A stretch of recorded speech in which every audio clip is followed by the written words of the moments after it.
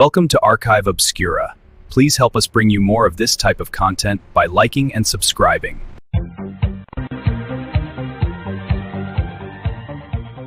Welcome to Art Bell Somewhere in Time.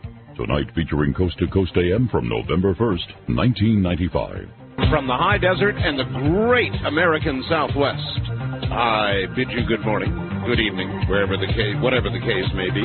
Across all these many time zones, stretching from Tahiti and the Hawaiian Islands to the U.S. Caribbean and the Virgin Islands, south into South America, north well to the pole. This is Coast to Coast AM. We'll see what kind of trouble we can get into this morning. Live talk radio, because this radio station cares enough to have it on for you. Every now and then you ought to call them up and say thank you. Good to be here, and I thought about this all day before deciding to air it, but I'm going to air it. You may recall that we've had on the show a number of times Gordon Michael Scallion. Gordon Michael Scallion is a intuitive, visionary, whatever you want to call him. And in my view, the real McCoy. I've had several substantial conversations private with him over a long period of time now. And I invited him back on the program, a couple of weeks ago at your behest. And he sent me a letter, which I read to you, saying basically nothing has changed, and my predictions for 1995 stand as on the previous program, which, by the way, you can get a copy of if you want to, and you probably ought to. And we'll give you a number to do that. Today I received a special bulletin from Mr. Scallion, and I'll read that to you in a moment. You may recall in his last recorded interview we did with Gordon Scallion, he said the one thing to watch most carefully for would be any activity at all on either Vesuvius, Mount Vesuvius in Italy, or Mount Etna. Now, Sunday evening on the CBS Evening News, some of you, I'm sure, saw it. Which normally is with Dan Rather Sunday. I don't know. They have a replacement, somebody or another. They did a big story on Vesuvius. And an Italian geologist said there have been tremendous rumblings, and they believe Vesuvius is getting ready to let go. Now, originally, when Vesuvius buried Pompeii, and with it 25,000 people, well, it is still talked about, isn't it? Living beneath Vesuvius right now, there are 500,000 people, and there is a voluntary evacuation being called for. But the people are not leaving. Vesuvius is getting hot. Vesuvius is having multiple earthquakes. Today I received an interesting newspaper from Europe. And the headline is, Sicily on alert as Etna wakes. Tourists were warned to stay away from the summit of Mount Etna in Sicily. Authorities have appealed for calm as Europe's highest and most active volcano seemed to sputter back to life this week. Quote, a lively lava flow from the northern crater and copious amounts of ash were noted by the Sicilian authorities, but they hastened to add there was no immediate cause for alarm. Experts were immediately at the scene, monitoring the fumes and the lava flows. Faced with predicting the task of predicting when an earthquake will happen, seismologists can sometimes make mistakes. But right now they see a very great deal of activity going on with Etna as well. So there is now pre-activity with respect to both Vesuvius and Etna.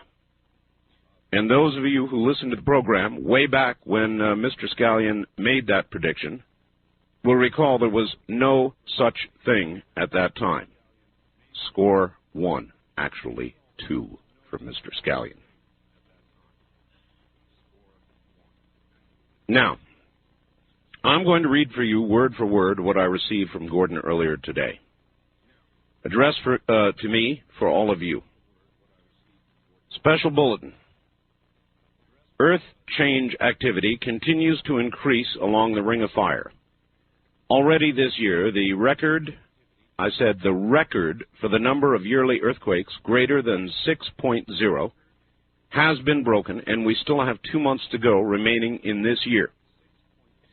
I have been warning since 1993 that I considered activity at, and I'm going to have trouble with this, Mount Popocatépetl in Mexico, and I'm sure I slaughtered that, to be a precursor to quakes ranging and reaching magnitude 8.0 plus or minus 0.5 in the Mexico City region.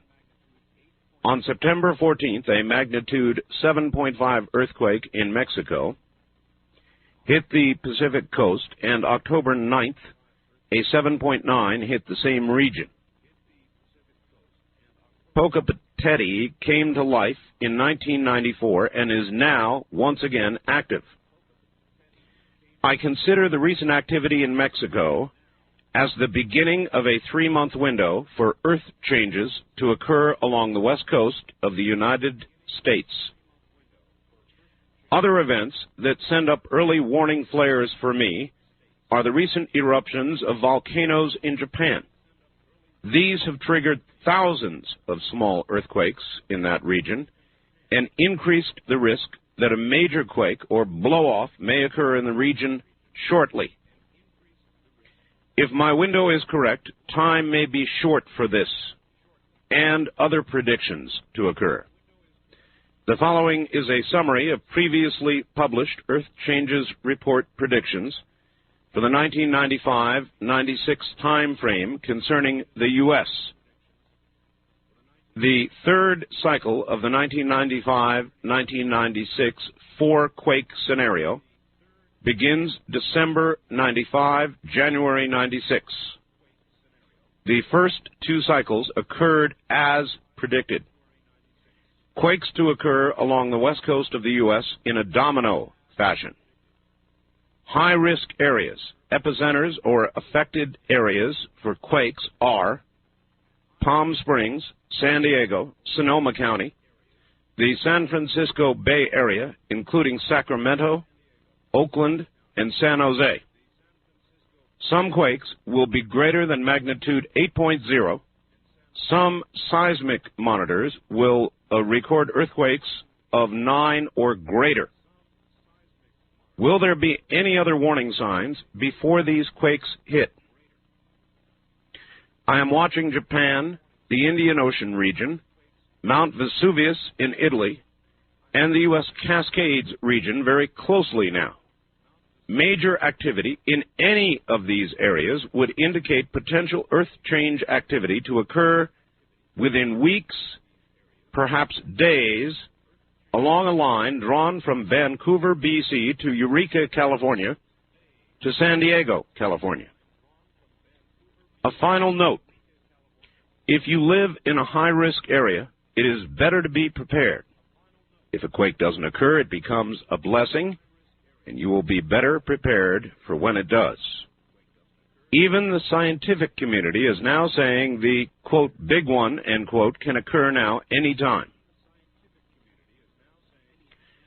So there you've got it. There is the latest kind of sobering stuff, I would say, from Gordon Michael Scallion. It fits into a kind of a theory I have. I call it the quickening. Things are going on. Now, you can take that, and in the religious community, it will be said that there is no prophet save those that are 100% accurate, and that may well be. Mr. Scallion's rating is somewhere about 87%, I believe. I've been carefully tracking his predictions made here and elsewhere. And I say once again, Sunday when I saw the report on Vesuvius, my jaw hit my chest. This morning when I opened up the paper sent me and I read the headline, Sicily on alert as Etna wakes. And then when this arrived from Gordon, I felt that I ought to report it to you. So there you've got it, for what it's worth.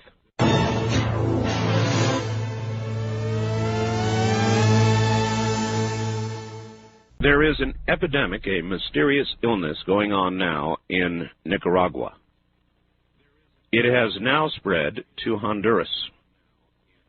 The mystery surrounding a deadly Nicaraguan epidemic deepened Tuesday when a leaked U.S. Embassy document identified the disease as dengue. I believe that's correct. Dengue.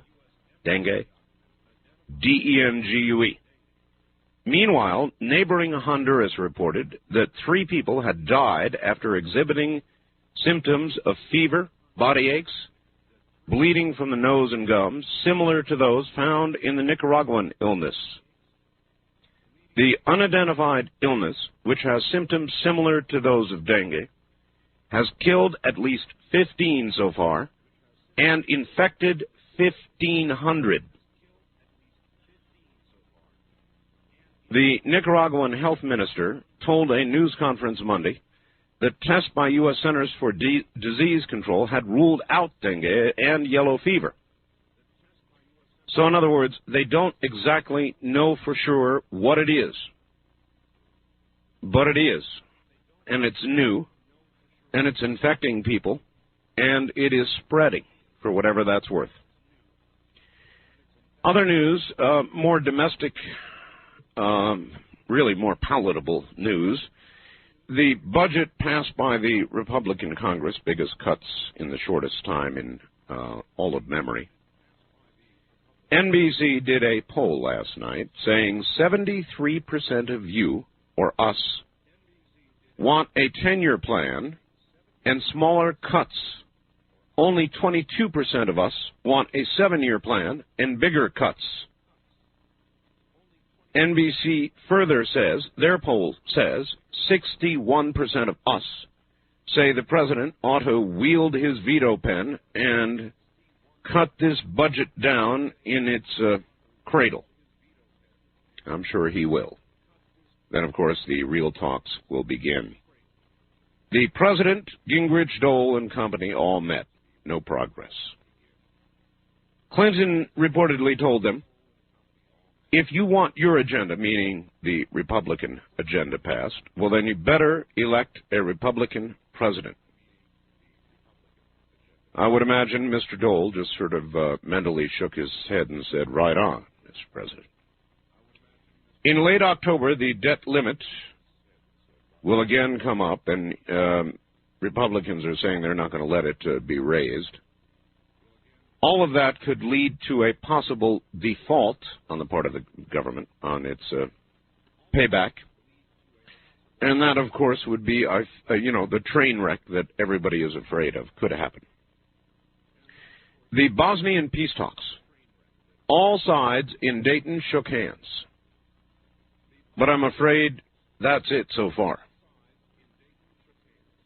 No further agreement on anything. As a matter of fact, all sides, according to our negotiator, have toughened their positions.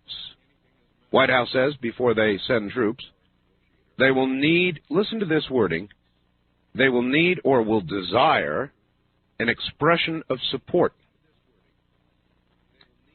Well, the president has a long way to go to get that, because right now the Wall Street Journal and NBC says that you say 65% oppose it, only 30% of you favor it. The U.S. proposes the following: a peace agreement, a division of territory, elections, refugees to return or be compensated, reconstruction aid, U.S. tax dollars, of course, and buffer zones to be created and then filled with 25,000 U.S. troops. It is the foreign policy military plan from hell, as far as I'm concerned. But I got another fax. We talked about this yesterday, and somebody said, bull feathers. George Bush went into Panama, a stupid mission, in the middle of the night, 25,000 troops to get one man out. He didn't ask anybody. I don't seem to recall Ronald Reagan asking to go into Grenada. Where was that big threat there? Well, in both cases, this faxer is correct. But he will recall we got the hell out of Panama very quickly. Ditto with Grenada. We are projecting a one-year presence in Bosnia, standing between two forces that want to murder each other. And I think it's a lousy idea. Lousy. Boris Yeltsin, I told you this.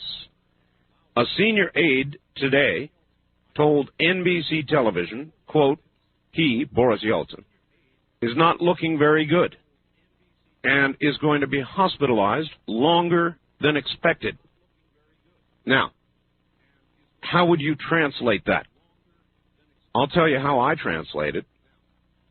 He's at death's door. He's hanging on by a thread, or he's already dead. I couldn't tell you which. All I know is when they begin to officially say that somebody has taken a turn for the worse, and it's somebody like Boris Yeltsin, you can almost bet the farm on the fact that it is about 10 degrees more serious than they suggest. So you better keep your plutonium dry out there, everybody, because Boris's replacement is not likely to be as nice a guy as he is supposed to be. One more little item I need to get in here. CNN reporting. You're going to love this one, or maybe you will love it. And maybe it's okay, or maybe not. The FBI wants a new national system to allow police to listen into 1 out of every 100 telephone calls in some high-crime areas. Critics say the proposal far exceeds current needs of law enforcement. The FBI argues digital communications, meaning the kind of telephones we sell here, and the computer age make it mandatory that they be able to listen in at the telephone company level, because they can't listen in to these new digital phones. And a lot of computer, fast-running computer information, scrambled, is beyond them. They can't keep track of it all. And so they want permission to listen in to 1 out of every 100 telephone conversations in some high-crime areas. And I wonder how you feel about that. Is that a good idea? We do have, after all, an awful lot of crime, don't we? Or is that an awful idea? You tell me. All right, we're going to take a break here at the bottom of the hour and allow the radio...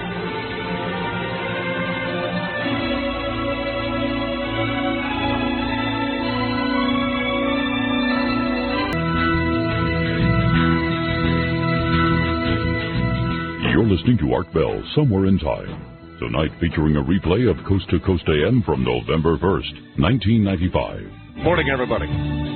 Well, proving that anybody will follow up on anything, yesterday morning, I think late in the show, I believe I mentioned I found a total of 78 cents in my couch. Now, I asked somebody in the audience, good with numbers, to estimate how much money there might be in all of America's couches, and this morning I've got my answer, and here it is. Art, there are approximately 260 million people in America, divided by 3 people per household, per family on average, roughly giving us about 8,666,000 households, considering that on the average, one family had one couch, each couch containing a total of 78 cents, using what you found. This means if you were to gather the change from each couch in America, you could glean a grand total of $675,999.99. That, my friend, is far from chump change, of course. But operating costs to travel all of America and do this service for free. Probably in the long run, you'd about break even. Blake in San Diego. And the fact that just is winging its way in now. Dear Art, we really like listening to your show here in our office in San Diego. We stay up all night coloring comic books. Really, we do color comics. Maybe it's a job. I don't know. Anyway, with all this discussion of the meetings of the warring factions from Bosnia at Wright-Patterson Air Force Base, has anybody wondered why they picked this Air Force Base? All the books we've read have led us to believe this is where the government may be storing all the crashed UFOs. Isn't this also the place where Barry Goldwater was refused entrance to a special room? Yes, it is. I have that tape. Thanks, your fans, Little Jim, Jay, James, Adrian, and Steve. Steve, by the way, he really wants to rule the world. That comes from a conversation we had a couple of weeks ago in which we were kind of ruminating about the fact that we don't have any enemy. And lacking a specific enemy, like the old Soviet Union, we are turning on ourselves like so many rats put together, packed together with no food, eating ourselves alive, throwing children out windows, crack mothers doing that, and all the other horrible little litany of things that you could run off about today's society. More of what I call the quickening. Anyway, needing a focus of hate, some guy sent me a fax from L.A. saying, you want somebody to hate? Why don't you hate my neighbor Steve? Steve is human slime. He is the worst neighbor. He's the neighbor from hell. I hate Steve. And in fact, Steves everywhere are about the same. So we should hate Steves. And it had some merit. And it kind of went from there, and the Steves of the world are obviously in some sort of cahoots. And they've got something planned. We're not sure what it is, but the Steves know. So anyway, we've begun a sort of a hate Steve thing, and it makes people feel better. West of the Rockies, you're on the air. Hello. Oh, Art, didn't think I'd get through. Great. I can barely hear you, sir. Oh, I'm sorry. Is that better? That's better. You got to talk into the phone. That's why they call it the mouthpiece. Yeah, where are you calling from? I'm calling from the socialist state of California, San Luis Obispo. San Luis Obispo, okay. Anyway, about Sarajevo, people just go back, kind of look at Chamberlain and Hitler. Yes. And then they attack Poland. Yes. Kind of looks like the same thing when I heard the Secretary of State say, if this is not resolved, we've got World War III. Yeah. Fun stuff. Yeah. Anyway. Well, I, our Secretary of State is, I have yet to find real use for him in the human arena. All right. As far as the FBI taking into the internet, I've got a friend of mine. No. You weren't listening, sir. The FBI wants to tap 1 in 100 telephone conversations. Oh, that's right. In some high crime areas. Yeah, to relate to that, I have a friend that works for MCI, and they've got what they call the fire room. Fire room. And what they have is a passcode that only if you know the password, you can get in and they get out. So they're fighting it tooth and nail. But I have a brother that works with computers. For everything that the FBI wants to tap in or whatever, there'll be another gadget that will stop it. Well, I hope you're right. In the meantime, good idea or bad idea, tap 1 in 100 in high crime areas. Now, these are areas where a lot of crack traffic and gang banging and all the rest of it. Of course, tapping phone calls, all you have to do is walk through there. If you put a closed policeman walking down there, you got the same effect. Mm-hmm. All right. Thank you very much for the call and not answering my question. The question is a very direct question. It is the one Congress is asked to answer now, and that is, should the FBI be given authorization to tap 1 out of every 100 phone calls in high crime areas? Now, it's not specifically said what high crime areas constitute, what they are. Oh, I guess I had to give out the phone numbers, huh? All the lines are full, but there's still people out there saying, what the hell's phone number? I want to call.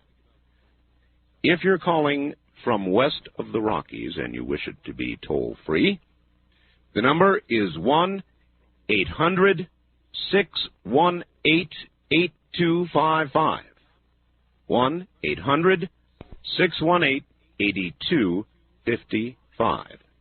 East of the Rockies, anywhere east, anywhere within the sound of my voice, and yes, we are live right here, right now, the number is 1-800-825-5033. The people in Detroit, the people in New York, want to make note, people in Maryland, all the new areas of affiliation. East of the Rockies, it's 1-800-825-5033. East of the Rockies, you're on the air. Good morning. Good morning, Art. How are you doing today? Okay, where are you? I am calling from Kansas City. Excellent. KCMO Talk 81. 50,000 watts of attitude. I like it. Yes, sir. As a matter of fact, Mike Murphy's going to have you on his program here tomorrow morning. Looking forward to that. Is that tomorrow morning? Yes, sir. Wow. Thank you for reminding me.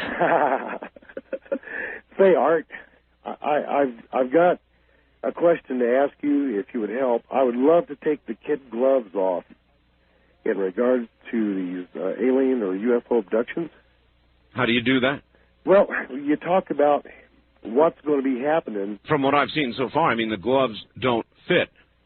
Well, yeah, you're right there. That's true. I liken it to a big jigsaw puzzle, like a 1,000-piece jigsaw puzzle, with no picture after you get it together. Or at least one you don't recognize as anything human. Exactly. Yeah. Art, what I would like to do is I would like for people to stop and reevaluate that situation of the UFO scenario. 8.5 million of us here in this country, as you know, claim that there's been some kind of an alleged abduction scenario happen within their life. Mm. And that's just only in the United States alone. This is a global phenomenon. So really there's no telling what kind of segment of the humanity on this planet we're talking about. Maybe they're taking millions. It could be. I was astounded. I had an abduction happen to me in 1977, and at that time there wasn't a whole lot of literature available. And through the years there's been more literature to come out in regard to this subject. Well, what is your bottom line? My bottom line is that we really need to protect ourselves from the possibility that we're looking at a completely malevolent type of situation. And if that's true, then something needs to be done to orchestrate a movement to start thinking of ways to protect ourselves. The government obviously is not going to do it. Lead helmets, sir. I'm sorry? Lead helmets. Look, I got to run. Thank you very much for the call, and have a good morning. First-time caller line, you're on the air. Hello. Yes, I would like to get that number that you gave for that paper, the free paper. Gordon Scallion? Yes, thank you. Oh, that's enough to about scare the pants off you, huh? Right, yes, it did. Have you been following Scallion? No, I haven't. This is the first time I've heard about it. You haven't, all right. Well, you listen on the air to some of those who have, all right? Oh, I definitely will. Keep my ear open. Thank you very much for the call. There are a lot of people doing this kind of thing out there, or claim to be. Scallion is one of the few, the very few, that I regard as the real McCoy, if there is such a thing. This is no doubt going to bring a million faxes saying there is no real McCoy, except the way the Bible says. Well, maybe that's right. But I find it difficult to ignore a hit rate of 87-point-something%. And I've been watching now since we interviewed him about a year ago. Was it a year ago? More? About a year ago, I would guess, very carefully. And I'm sorry, but I'm chilled every time I get the next report that underscores something he said. And the latest good chill came with Etna and Vesuvius. And he mentioned both of them. So, as I said, take it for whatever you want, or disregard it. East of the Rockies, you're on the air. Hello. Hello, Art. Yes. I'm calling from Ohio. Ohio. Northeastern Ohio. Listening to what? Pardon? Listening to what station, sir? 570. That's in Youngstown. Youngstown. Very Correct. good. WKBN. Correct. All right. What I was going to tell you about, I've studied ancient prophecy for many years, and what Michael Scallion is saying is pretty right on. But things that I'd like to explain to you, one time you asked about what warning would there be.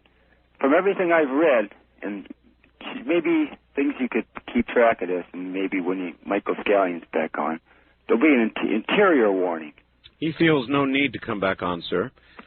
He's told us what he has to say, and according to the latest he sent me, he said, look, my predictions stand. There's nothing more to say. I could only repeat what I've already said.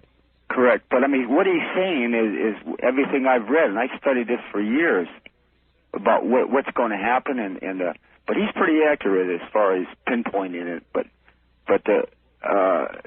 there'll be a warning, and really, this is one thing that people, you always said, what would God do to warn people? No. I asked, everybody twist my words around. I said, what could God do to prove absolutely beyond any doubt that he is there? I mean, we're talking raining Gideon Bibles, maybe. Correct. The ocean parting, whatever. Correct. Something big. Right. Well, it'll be individual interior warning. Does that make sense to you? It does, thank you. That's exactly what a lot of other people have said. In other words, everybody at the appointed time will know. And that seems a reasonable enough answer. I don't know that it is for me, but for many it is. Okay, back to the first-time caller line. You're on the air. Hi. Hi. Hello. Hi. Yes, hi. We've got that out of the way. You're on the air. My name is Valina, and I'm calling from Wendell, Idaho. Valina. Ooh, that's a nice name. Oh, thank you. Well, what's on your mind, dear? Well, I'm calling because on that one question you had about them tapping the lines of every 100 people. 1 out of 100. Yeah. Mm-hmm. I think that would be completely wrong myself, because I mean that's a person's privacy, you know, and so I'm completely against that. Well, they're saying in high crime areas. Now, a lot of these people are saying, you know, when can you get the cocaine over here or something like that. Now. Well, I can understand that, but how do they know that the call that they're going to be taking is actually going to be a crime call? They don't. See, that's what I'm talking about. You know what they really do? What? They rely on computers, and the computers. It's really interesting what they're able to do. They look for keywords like coke, crack, kilo, words that would tip them off, and if the computer finds one of those words, as it listens to zillions of conversations, it kicks out the conversation. Oh, okay. That's why when you're on the phone talking to a friend from now on, be sure somewhere in the middle of the conversation you say, kilo, kilo. Okay, I'll remember to do that. Yeah, all right. All right, thank you very much for the call. Yeah, I don't think it's such a hot idea myself.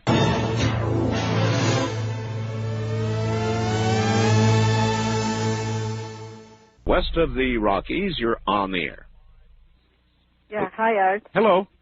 I'm calling from Anchorage, Alaska. Anchorage, Alaska, okay. My question is, did you know if Mr. Scallion say anything about Alaska and his predictions? I just read you exactly all I have, my dear. Oh, I missed it. We were coming on the home, and we didn't listen to the whole thing. I will probably repeat it in about an hour. Okay, thank you. Okay? Bye-bye. Thank you very much. There was nothing specific here about Alaska, so I would say rest easily at the moment anyway. Or you can rest easily under any circumstance. East of the Rockies, you're on the air. Hi. Hello, hi. I wanted to comment on that FBI thing with tapping every 100 phone lines. No, sir. 1 in 100. Okay, yes, I'm sorry. Excuse me. But there's something to prevent that. If anybody has access to the Internet, use Netscape. And MIT, if you go to www.mit.edu.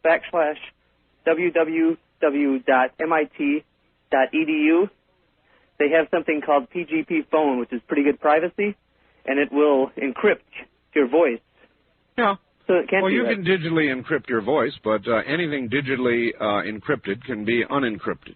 Well, actually, this guy who developed this is, the government, it would take, they figured out it would take a Cray computer like several years to encrypt. Well, they have Cray computers, sir, and they, I'm not saying that anything up on internet may not be good, but the Russians and others have concocted things that were supposedly unbreakable, and they all get broken. True. But the FBI won't do that for the average Joe. It says pretty good privacy, PGP, right? Correct. Pretty good. That Pretty doesn't mean infallible. No. And that doesn't mean it can't be broken. So now think about this for a second. If you're an FBI guy and you're listening into something that is encrypted, highly encrypted, right? What are you probably going to do? Well, I'm probably going to think you're going to go, oh else. no, this is encrypted. Damn, I can't listen to it. Or are you going to turn it over to your boss and say, hey, boss, this one's encrypted. I think we better take a good close look. True. Let's crank up the craze. Very true, but if everybody did that, then it would be a good thing. If everybody were to do such a thing, then they couldn't do everybody. Okay, now, well, that's true. Just as a matter of interest, you're on the phone a lot, right? Yes. Even right now? Correct. Do you say a lot of things on the phone the FBI would be jotting down? Possibly. Oh, you do? Well. Oh, no kidding. Well, anything. Well, let's find out a little more about you. They could. Let me see here. We got the call trace going? Yep, she's going. All right. So, what are we talking here, sir? Dope?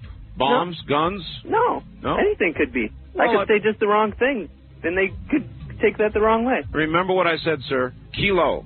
Kilo. It'll get the attention of the craze. Listen, I got to go. I got news. Thanks. All right. We'll see you later. You're listening to Art Bell, Somewhere in Time. Tonight featuring a replay of Coast to Coast AM from November 1st, 1995.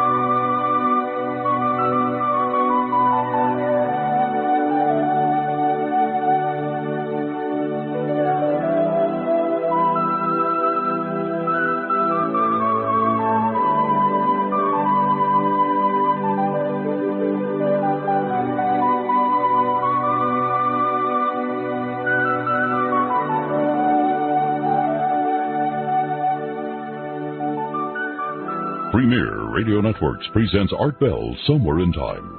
Tonight's program originally aired November 1st, 1995. It is, and I've got a big update from Gordon Michael Scallion. I will repeat it next hour. Otherwise, it's open lines. My email address is artbell, A-R-T-B-E-L-L, at AOL.com. That's artbell at AOL.com. If you want to join my infamous flaming news group, I can tell you how to do it on AOL. I can't tell you how to do it on other Internet access points, but presumably you Internet junkies certainly know how to do it. So the way you do it on AOL is go in, hit keyword, and just type in news groups. When you get to news groups, you will be greeted by some graphics. And you simply hit expert add, and then it'll want you to type in something there. What you do is type in alt.fan.art dash in the middle, BELL, Bell. I'll give that again in a second. And When you do, from then on, you hit my favorite news groups, and my news group will come up. And you can read all the latest insults. Again, it is ALT, as in alternate, or ALT.FAN.ART,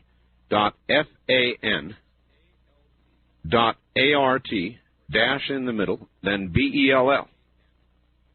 No spaces in any of that. So there you are. Now this, just in on my fax machine. Hey, Art, how about when Reagan invited Gorbachev to Wright-Patterson Air Force Base? Didn't he change his tune after this visit to Wright-Pat? Sincerely, your fans in San Diego. Yes, as a matter of fact, that is true. You know, I hadn't thought about that until just now. You think they took Gorby on the big elevator ride? And this, dear Art, I hate Steve, too. Actually, I hate 2 Steves, 1 Larry, big time, and 3 Bobs. But then there's always Connie, Lynn, and Sandy, too. John in Escondido. That's a lot. You hate a lot of people, John. I mean, the Steves I can understand. East of the Rockies, you're on the air. Good morning. Hi, Art. Hello. This is Charlotte from South Carolina. Charlotte from South Carolina. Right. God, I can't believe I got through. You ought to be in North Carolina, probably in Charlotte, huh? Yeah. Then probably. you'd be Charlotte from Charlotte. Yeah. Anyway, glad to have you. Yeah, I've been listening to you about 2 years now.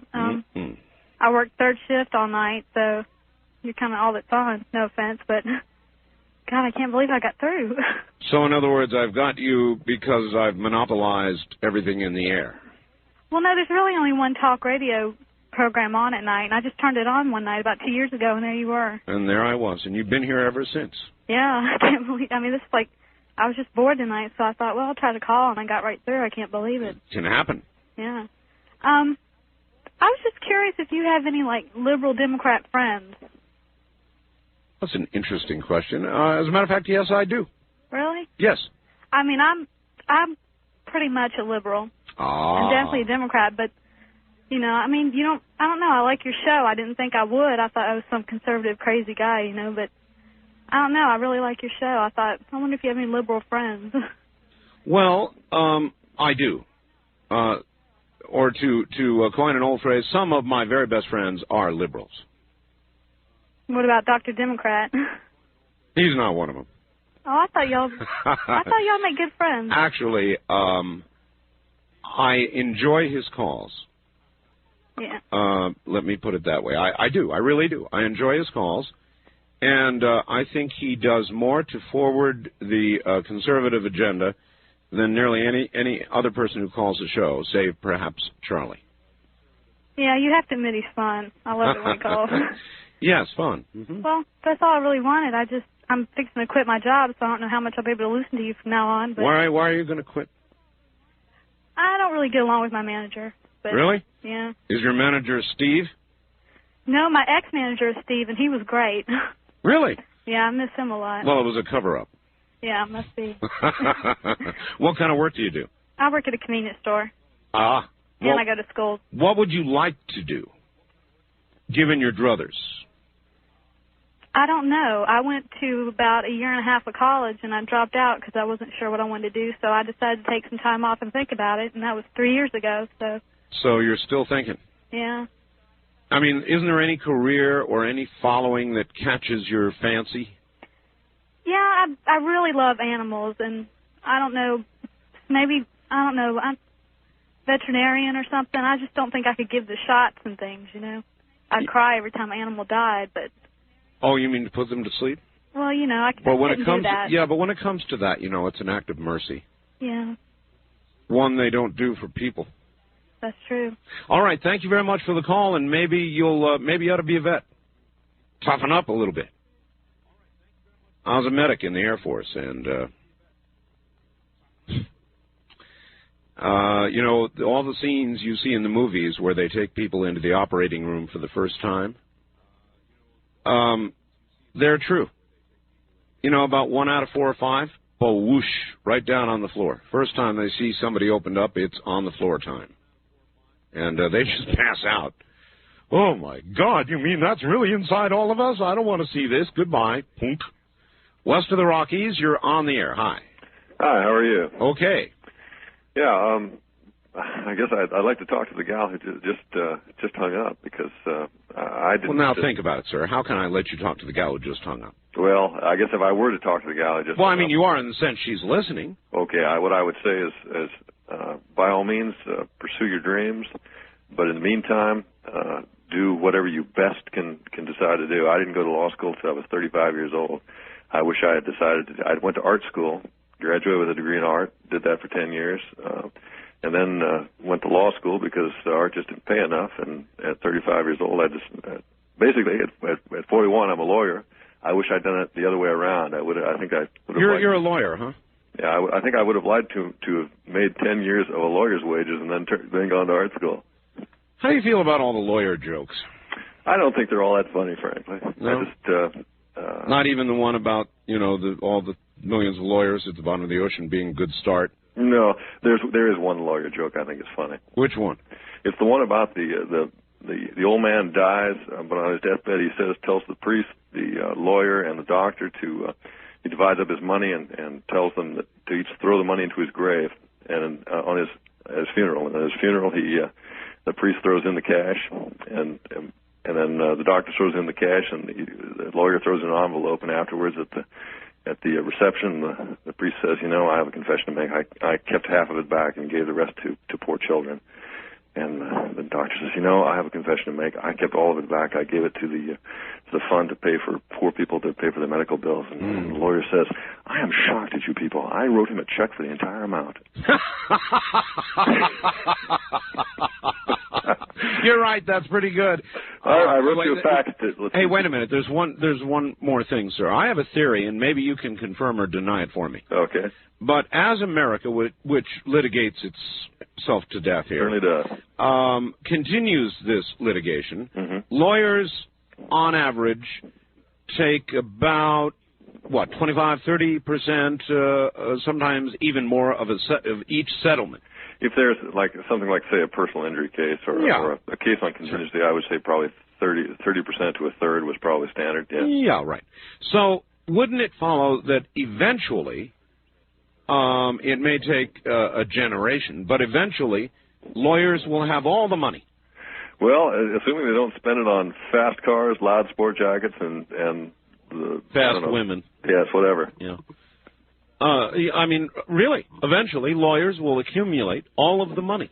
Well, I think that one lawyer, what is the guy's name? I don't know. There's a very famous jurist, an instructor, and I forget his name at the moment, who said that the law as a way of settling people's problems is vastly overrated. I think that he was right. One last question. I don't get it. People admit they're attorneys that often. During the whole O.J. thing, I imagine you followed it. I actually didn't pay a lot of attention to it. It was just one more trial to me. Not all that interesting one at that, except for the social ramifications. No kidding. Are you a trial attorney? Oh, I've gone to trial a few times, but... all right. Well, anyway, you called for a reason, and I diverted you. So. Oh, well, I sent you a fax today, actually, about what I thought were the president's motivations for his act in Bosnia. And what did you say? Oh, basically, I said that I think that really the president is probably confused, or no, he's not confused. He has a different idea of who his constituency is than the rest of the general public. I think he thinks his constituency are the people who believe that we need to create a one world government, basically. And I was gonna say perhaps he thinks his constituency are the French and the English and the Italians and all the people who ought to be over there doing what we're about to have to go do. Yes, well, I think that may well be. I think that his constituency is a group of people who believes that we need to act in concert and we need to build a consensus in the world, and we need to get everyone used to it. If you were to guess right now, without looking, how much money would you think is in your couch? is in my couch? Yeah. I would say $1. In fact, $1. I would say on average, probably everyone has $1 or so in their couch. Check it out and let me know. Okay. Thank you very much. In fact, some of the rest of you, while you have an opportunity now, go check and see what's in your account.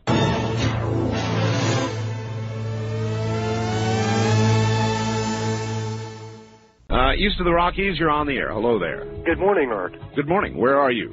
I'm calling from Colchester, listening to you, Illinois, listening to you on WT80 930. Excellent. Welcome. I spoke to you yesterday. Question. I could not resist calling tonight on about the FBI and the monitoring of 1 out of 100 calls. Yes. I see nothing wrong with it in the high crime area. I really don't. Well, the only thing that I would want nailed down fairly carefully is what constitutes a high crime area. Now, might they not use this authorization to, for example, tap my phone?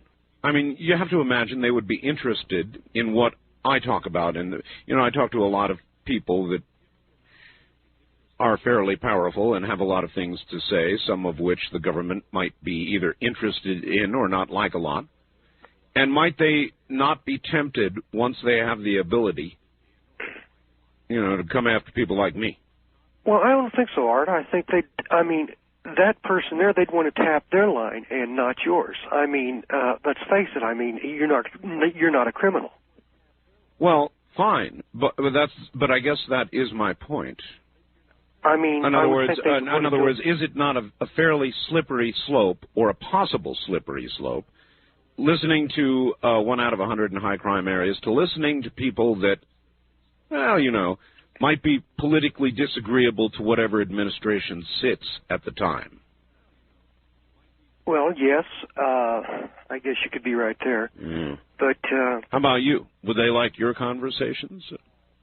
No, I think they'd find them extremely boring. Really? Yes. And comment about your book. I have this lady friend that's going to be getting your book, and she's told me, she said, I'll let you read it after I get done with it. And, of course, I've heard people call in and say, hey, Art, you talk too much about your book. You talk too much about your book. Well, I wrote a magazine article back in '83, which was in a national magazine, and I still talk about it. Well, as you notice, I have shut my mouth about it, and I'm waiting basically until I'm sure that just about everybody's got it. Then I'll let the audience talk about the book. They can flame it or whatever they want to do. Well, after I read it, I'll probably call and make a comment. And also, now, that's like, I'm not in a real high crime area. I mean, we've got a university 7 miles away. So they might be listening. Well, this is possibly so, but the nearest FBI office is in Decatur, Illinois, so, but... That doesn't matter. Course, they are not within, shall we say, well, it's people in Scannerland. I mean, already, you've said enough in this conversation for a Cray computer, which is what they use, to kick it out. You said FBI, you said TAP, you said criminal, you said all kinds of key words that a Cray computer would say, excuse me, boys, you're going to want to listen to this one. See what I mean by this now? Yeah, I see exactly where you're coming from, Art. But no, the only high crime that we've got in this area is, well, pardon the way I put this, water bills. But I do have one question, seriously. Water bills, yes. Have you had anybody ever, when they call in on your 800 lines, have you noticed that after so many rings you have a recording that comes in and kicks you off and you have to redial again? Happens to everybody on every line. Oh, really? Yes, sir. I didn't know that. Yes, well then know it now. It is another great service of your diversified telephone company. They have no real good reason for having done this. In the old days, you could call and let a phone ring 24 hours a day. Now you can't do it. Now you get, I'm sorry, your party is not answering. Please try again later, or something like that. And they've got some limp excuse about not tying up phone lines, or, I mean, how many of you out there let phones ring for 24 hours a day back when you could do it? Huh? Did you? It seems so unfair to be cut off when you're trying to get through to a talk program. We don't do it to you. It is the phone company, and it is the diversification. I somehow know it is. East of the Rockies, you're on the air. Hello. Good morning, Mr. Bell. This is the Socialist from Kansas City. Yes. Well, I don't mind you talking about your book. You know, you ought to be proud of your personal endeavor. People stop making me talk about my book. I've been talking about it. I haven't been saying a word about it. Well, on purpose. Well, I'm defending you here. I don't think you talk about it too much. I remember you calling up and saying I was. No. I didn't say that. Now, I never have said that. I kind of ribbed you about it. Now, I did say I would have put your photograph in it had you sent it. And you said, well, I thought I did. But you didn't. No, I didn't say that. I said I wouldn't want my picture in it. Oh. I wouldn't mind you wouldn't want to be in the lineup with the conservative nightmare and Charlie and Doc? They're in there. There's too many right-wing nuts in this country. Somebody would bump me off for the things I've said. You know, actually, when it comes right down to it, and you look at the violence that has been done in America, there has been more violence done by left-wing lunatics. What? Oh, absolutely. Mr. Bell, this is a right-wing country. What are you talking about? No, this is a generally... That is outrageous. This is a generally a very middle-of-the-road, slightly conservative country. That's what this is. From your perspective on the very far... fringy left. You say such outrageous things. Of course it's right-wing. Listen, I will hold you over because I know that you're not done with me yet. Yes, sir. You got it coming. Yeah, so do you. Stay right there. All right, more in a moment from the high desert. I'm Art Bell. You're listening to Art Bell Somewhere in Time on Premier Radio Networks. Tonight, an encore presentation of Coast to Coast AM from November 1st, 1995.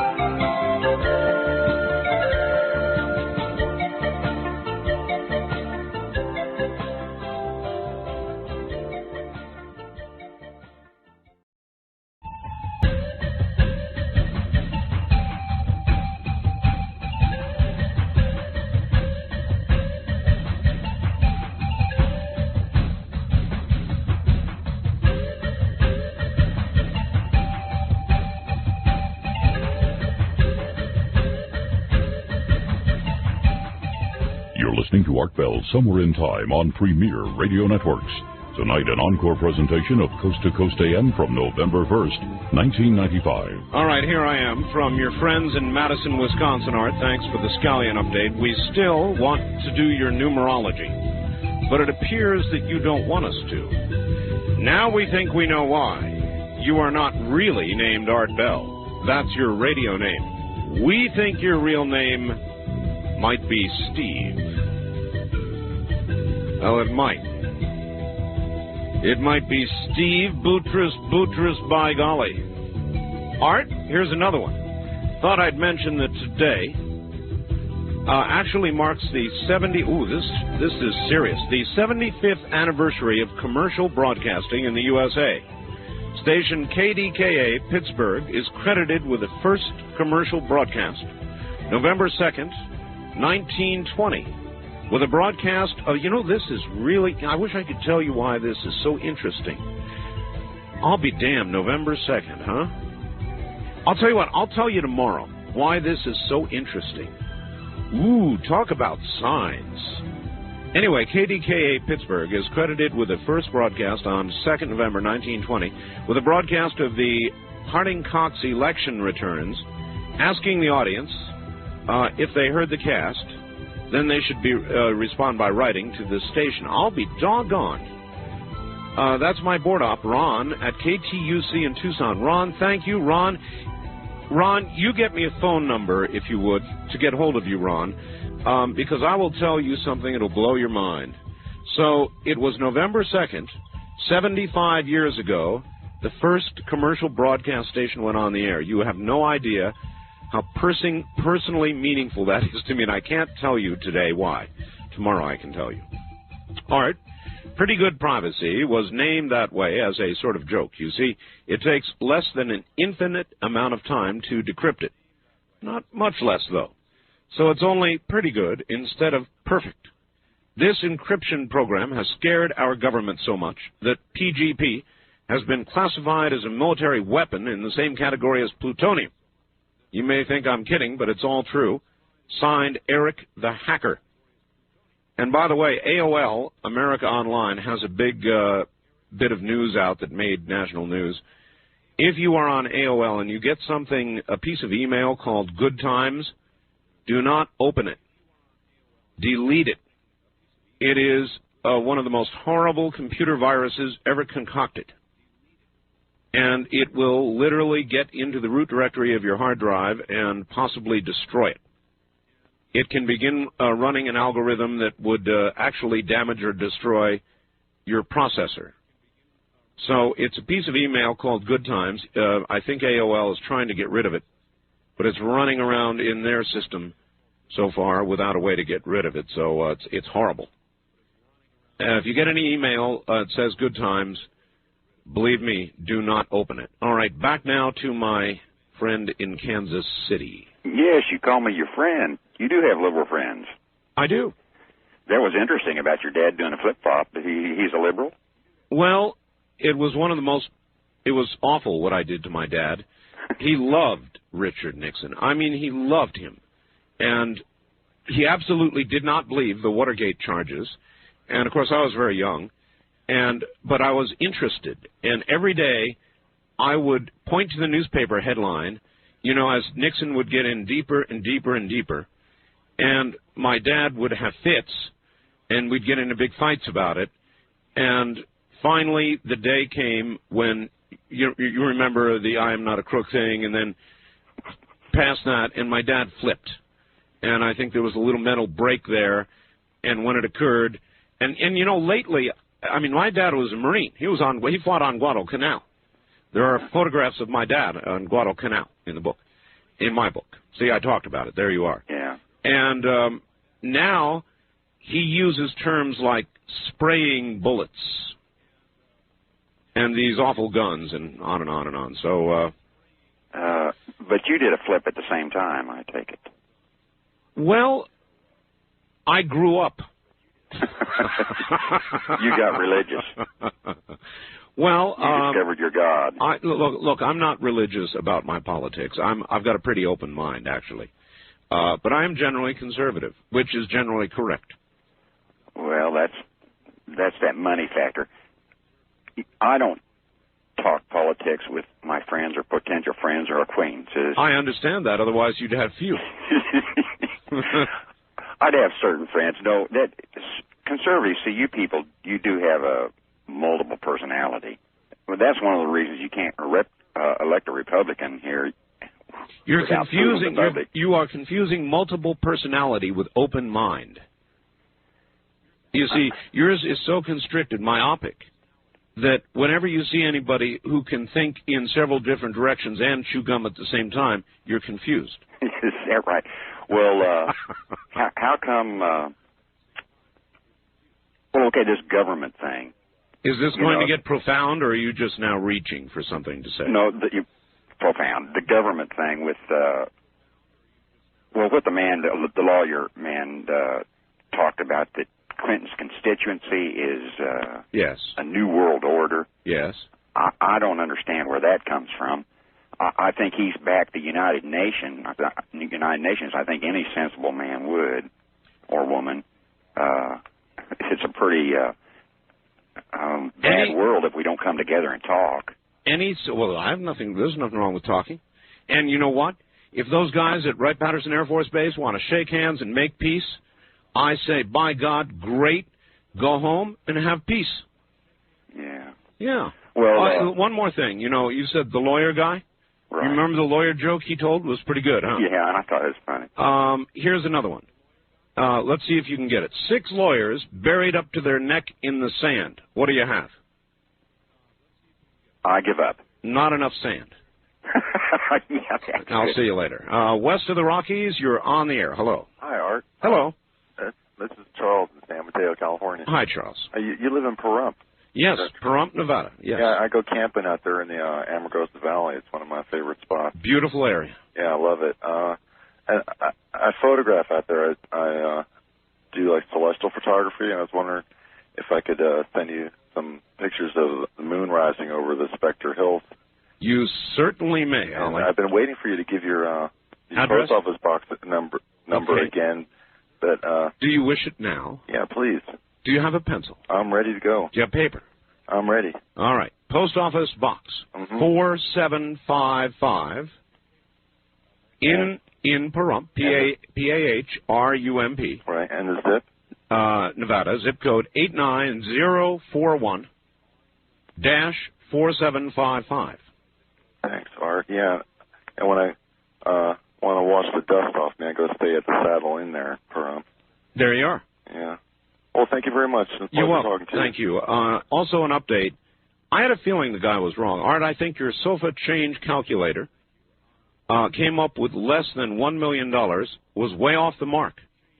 At 3 persons per household, there are over 80 million, not 8 million households, you're right, in the United States. Even if only 1/2 of them have sofas, unlikely, 78 cents per sofa yields, the bottom line, $33.8 million in sofas. That's serious. $33.8 million in America's sofas. The only thing I'm not sure about is that my 78 cents was a good average. So why don't you all take a minute out now, those of you willing, go to your sofa and count the change. Come back and tell me. And maybe when we get a few reports, we can come up with what appears to be some sort of average. East of the Rockies, you're on the air. Good morning. Art. Yes. This is Pam in Memphis. Hi, Pam. Last night you were talking about why Clinton wanted to get involved with Bosnia. That's correct. Well, what helped the economy get out of the Depression? What Depression? Who's economy? 1930s. It was World War II, right? What does that have to do with Bosnia now? Well, maybe he wants a war, and he thinks it'll help our economy, because if we go to war, then everybody have jobs creating bombs and weapons and bullets and all that. So, to help the munitions people and the defense contractors, we need a good fight. Well, to get everybody jobs. I mean, this is the only way he can think of for everybody to have jobs. War equals jobs. That's what it has been before. I'm not saying that this is a good idea, but it seems like he has a lot of odd ideas to me. Are you married? No. No. If you were and you had a son, and he was of the age, how do you think you'd feel about his going over there to the land of landmines and death? Well, I wouldn't like it at all, but if he was 18, it would be his own decision. No, that's true. That's true, and so far it is a military force. Now, doing this is going to require the calling up of the reserves. Right. So it's going to pull a lot of people away from families and jobs. Right. So, well, all right, thank you very much for the call. I think it is the foreign policy military idea from hell, myself. And we're talking about phone taps. How many of you say things on the phone that you would not want the FBI to hear? You know the way to foil this? The way to foil this is everybody begins to use keywords that will cause the cray to go crackers. In other words, whatever it is, let's see, FBI, bomb would be good. I'm sure bomb would kick out a conversation. See, the cray looks through a zillions of conversations, and it looks for keywords. FBI, ATF, McVeigh. We could come up with 1 million keywords that would stop that cray cold. And if everybody would simply insert some of these words into the middle of each conversation they have, well, here, I'll show you. First-time caller line, you're on the air. Art, great to get in touch with you. Dean from Maui. You're calling from Maui. Yes, in Hawaii. How's it going, Art? Well, boy, I'll tell you, it's a bomb of a call, sir. Glad to hear all the way from Hawaii. Well, just calling about an article in a Time magazine. And have you familiar with Juanita? Juanita? Yes. I remember her. She was really something. I met her south of the border, and we had some great times. A young Inca girl sacrificed about 500 years ago. Is this the one found recently? Yes, yes. How did they know her name was Juanita? Oh, that's what the team named her. Oh, I see. In other words, okay, they didn't really know. I just was a little bit worried because they're going to do blood and DNA examination. Yes. And they're going to look for viruses and germs that may have been around back then. Just a little bit nervous, Art. Sorry. Great. That's great. Maybe they'll find something they can use. Now, you ask yourself this question. If they found a deadly virus in this Inca girl, long dormant, but one that they can reconstruct, synthesize, and for which there is no cure, what do you think they would do with it? A, destroy it so it could never get loose and hurt mankind, or B, put it away in our arsenal of doomsday weapons that we can let loose just in case we need to. Or C, or wait a minute, or C, release it immediately. Just the thought of them trying, and they're not even doing it here. They're doing it in where was it found in Arequipa? So. Well, I'm asking again. What do you think they would do with it? Probably try and make a weapon, Art. Yeah. Put it in our arsenal, save it. Hate to say it, but I'm afraid you're absolutely correct. Thank you very much for the call. Have a good morning. Sorry, but the guy from Hawaii is correct. They'd probably put it in the arsenal. I don't think they'd release it right away. I don't think they would.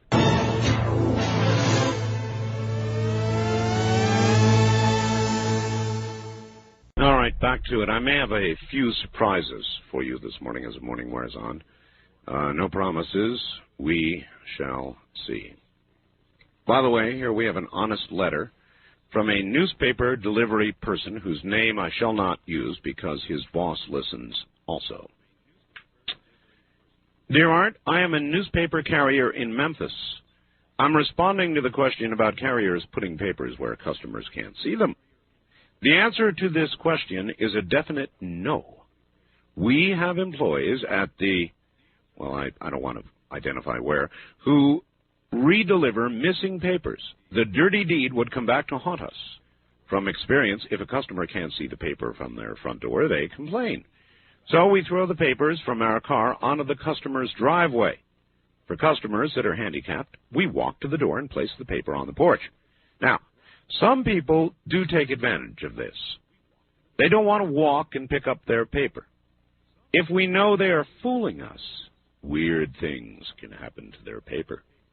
Have you ever closed a storm door on a paper? You can't open that door very easily, of course. Well, I've never done such thing, but I've heard rumors about others doing it. The paper gremlin attacks again.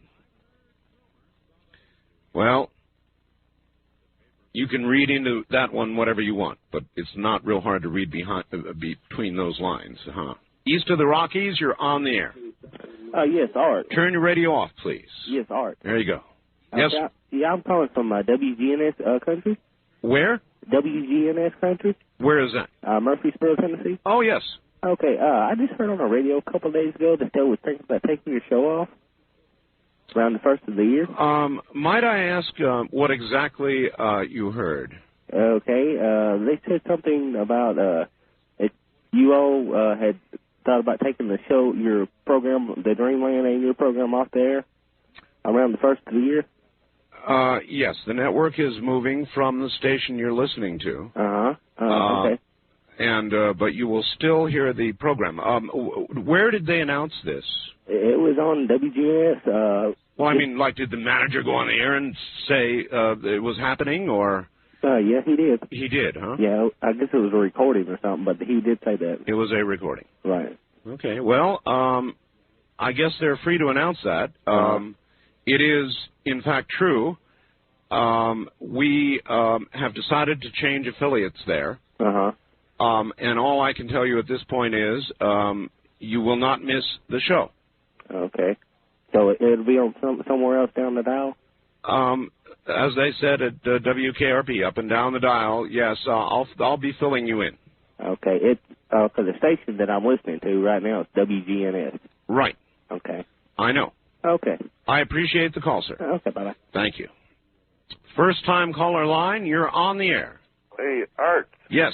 My name is Dominic. I used to drive cab in Las Vegas. Oh, yes. You remember me? I do. Yeah, I just was listening. I'm in Rochester, New York. I'm back home now, and I picked up, turned on the radio, and I heard you. I said, wow. I bet you couldn't believe it, huh? No, I thought I was to never hear you again. You know, that is one big mama of a radio station there in Rochester. Yeah, Wham Radio. Wham 1180. It's 50,000 watts, non-directional, totally, and it covers literally from Maine down to Florida. Yeah, I missed that Mount Shasta. You remember Mount Shasta? Tom, of course. Nice guy. You know he passed away. Yeah, I know. I remember just when I left Vegas, he passed away. You know, anyway, remember my predictions about the weather? I told you that. I do sort of remember something about it. Yes. The fires in Kuwait and. Yes. Oh, yes. And we were going to have some bad weather. Well, it's turning out that way. And you think it's because of the fires in Kuwait? Well, no, I don't think it's only that. I think. Have you changed your view on that? In other words, you think yes, it's obviously we've never had this many hurricanes. Yeah. The earthquakes. I'm going to reread the scallion thing in this next hour. I suggest you do not miss it. I won't miss it. I'd like to see if you ever get that Mr. Lear on. He's a great guest. Well, it's been a long time. Yeah. I'll get John on again. Yeah, I bet that was some surprise, huh? There you are in Rochester, and all of a sudden there we are. I hope you're going to stay on the air now on this station here. We'd like that. Yeah, well, I'll send in my little request and tell them to keep you on. All right. Enjoy your show. Well, we just got there. Okay, I know you did. Take care, my friend. Okay, Art. Right. That's true. Good to hear from New York. As a matter of fact, be kind of fun to hear where exactly the Rochester signal goes. Maybe I will hold open a line for that. I ought to do that. Got about 1 million Detroit calls yesterday, but not a lot from, but it was Rochester's first night on. So a lot of people were sitting there going, who the hell is this guy? What's he doing? Well, what we're doing is live talk radio in the middle of the night. Let's see, it ought to be 1, 2, 3, 4 o'clock in the morning. 4 o'clock in the morning already in Rochester. So when I come back, I will hold...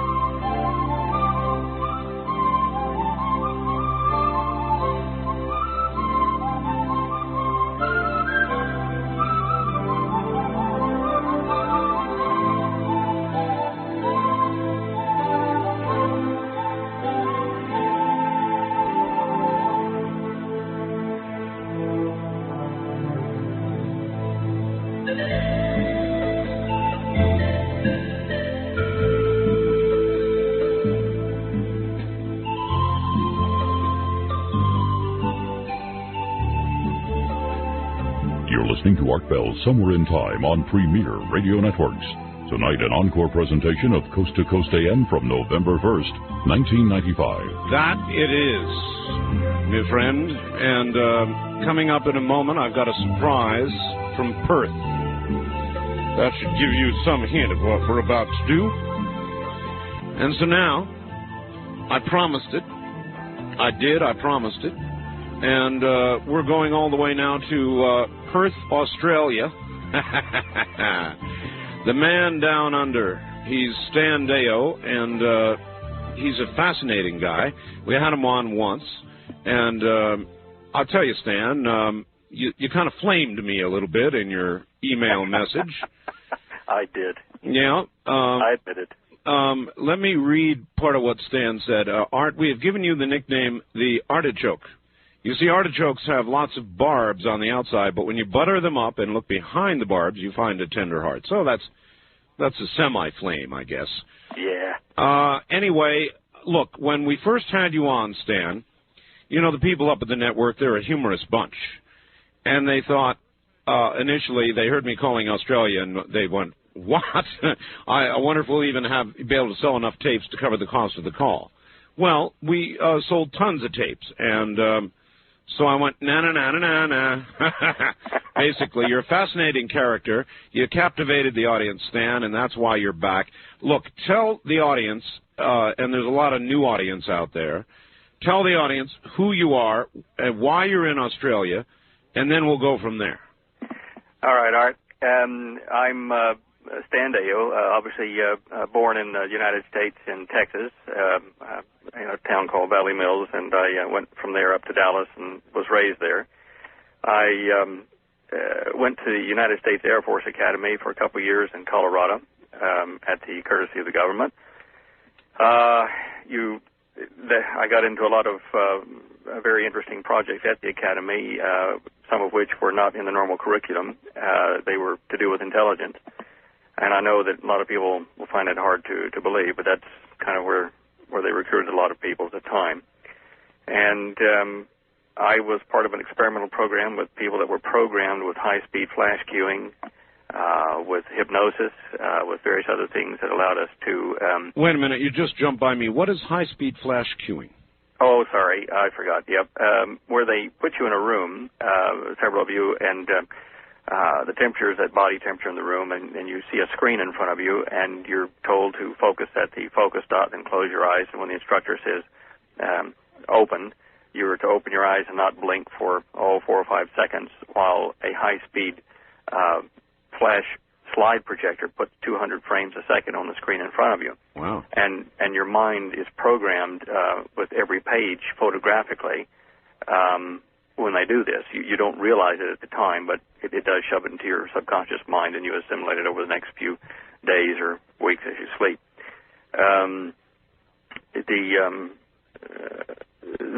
There were a lot of things that were done in that manner as experimental things, but some of us did better than others at receiving the data. Mm-hmm. Just as an aside, I remember in the class where we did this at the Academy after lunch one afternoon, the first time they tried it on us, well, we went in and they pulled this stunt on us, and we all laughed because they told us we just read a 200-page book in a few seconds, and all we could see on the screen was just flashing gray patterns. And he said, look, I'll prove it to you. And he started mentioning words, key words out of the story that they just pumped into our mind. And when he said, I think it was like a scarf or red or something like that, Stretch up behind me jumped up, this tall, skinny fellow, he jumped up and he says, sir, let me interrupt. I see the page you're talking about. I see it floating in the air. I can really see it. Ooh, that's incredible. And he read it word for word. And so, then we were impressed. But anyway, that's where I went to school. And from there, things got more complicated as I left the academy and was approached by Dr. Teller's people, Edward Teller, through Dr. James R. Maxwell in Dallas, about new kind of propulsion systems for circular wing flying craft. And eventually, along those lines, I was sent to Australia and introduced the Australian government by Teller and Maxwell's people to continue my research down here. Why? I don't know. They just simply said that Australia was the place for me to do it. Is that enough, or do you want more? Well, tell them the capabilities of the craft that you worked on. Well, the craft that I was first designing was what's called a plasma craft. It heated the air and moved it over the surface of the craft and underneath it and back inside and up around again and swirled it around like a toroid or like a smoke ring. Right. And we had not built one. I was just simply going through the method of moving charged air at home with my equipment. And anyway, this particular kind of craft would fly very fast and leave no shock wave, but it would leave a heat pattern, and it would frequently catch its seals on fire. Now, when I was recruited into the program, I was told about 52 other projects that had preceded mine since the mid-50s. I was late coming into the game, and you weren't invited in unless you stumbled upon the right way to do propulsion. Now, as I'm saying, mine was a plasma drive. There were others that I was shown, one particular one that other people had done, which used electromagnetic fields, doing essentially the same thing I was doing with the plasma, charged air, but doing it with electromagnetic fields around and through the craft and its crew. Much more efficient than what I was working on, but still along the same principle of breaststroking your way through the environment without pushing. It's called asymmetric propulsion.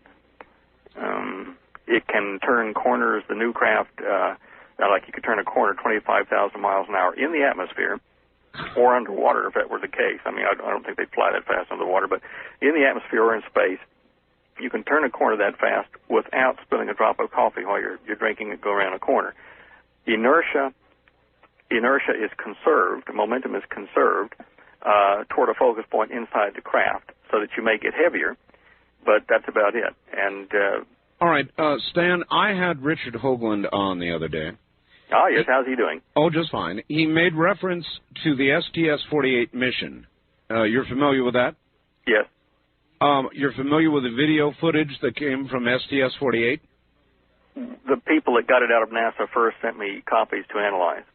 So you're very familiar with it? Yes.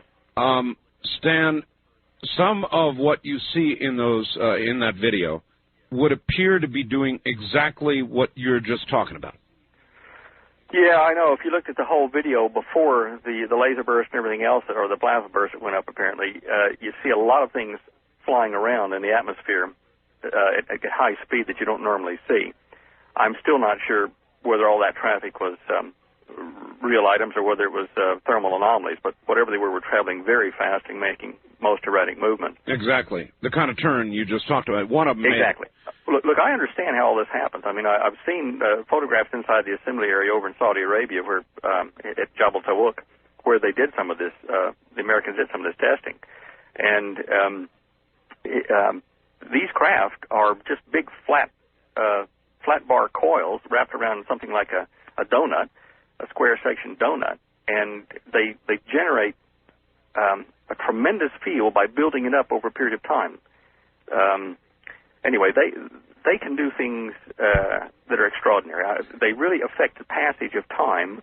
I'm not saying it's a time machine or anything crazy like that, but they can affect physical and chemical reactions in matter, living or inanimate, right, so that when you're inside the field, the time dilates for you or expands depending on where you are in the field. So you could spend 5 days and 15 minutes if you're in the wrong place in the field. In other words, if you came up walking one of the craft that was parked and it had its field on, and you started walking toward it, theoretically, as you started to walk toward it and go into the field and talk to the people inside and turn around and come back out, to you, 5 days may have passed. You can grow a 5-day beard, but when you get back out to the outside where you entered the craft from, 15 minutes may not have passed. You see what I'm saying?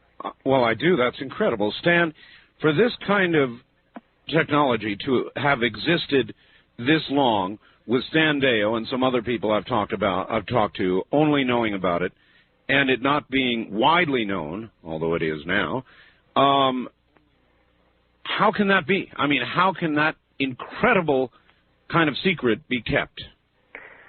Well, I think that's a fair enough question, Art, and it's not one that is new to me. I've asked it myself many times. How is it that we're the only ones that know this, and why doesn't anyone else know about it? Part of the problem is that when people like myself have tried to leak it, there's been such a tremendous media, what would you call it, put down, that serious people never considered it. They just said, well, if it was possible, they would have told me. I'm a physicist, or I'm a leading financier, or a philosopher. You know, all these people would have said, I would have been told if it was real.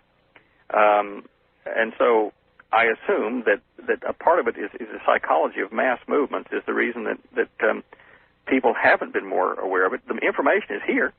You can dig up a lot of the stuff I do. I give photostats, and I tell you names, places, people, companies.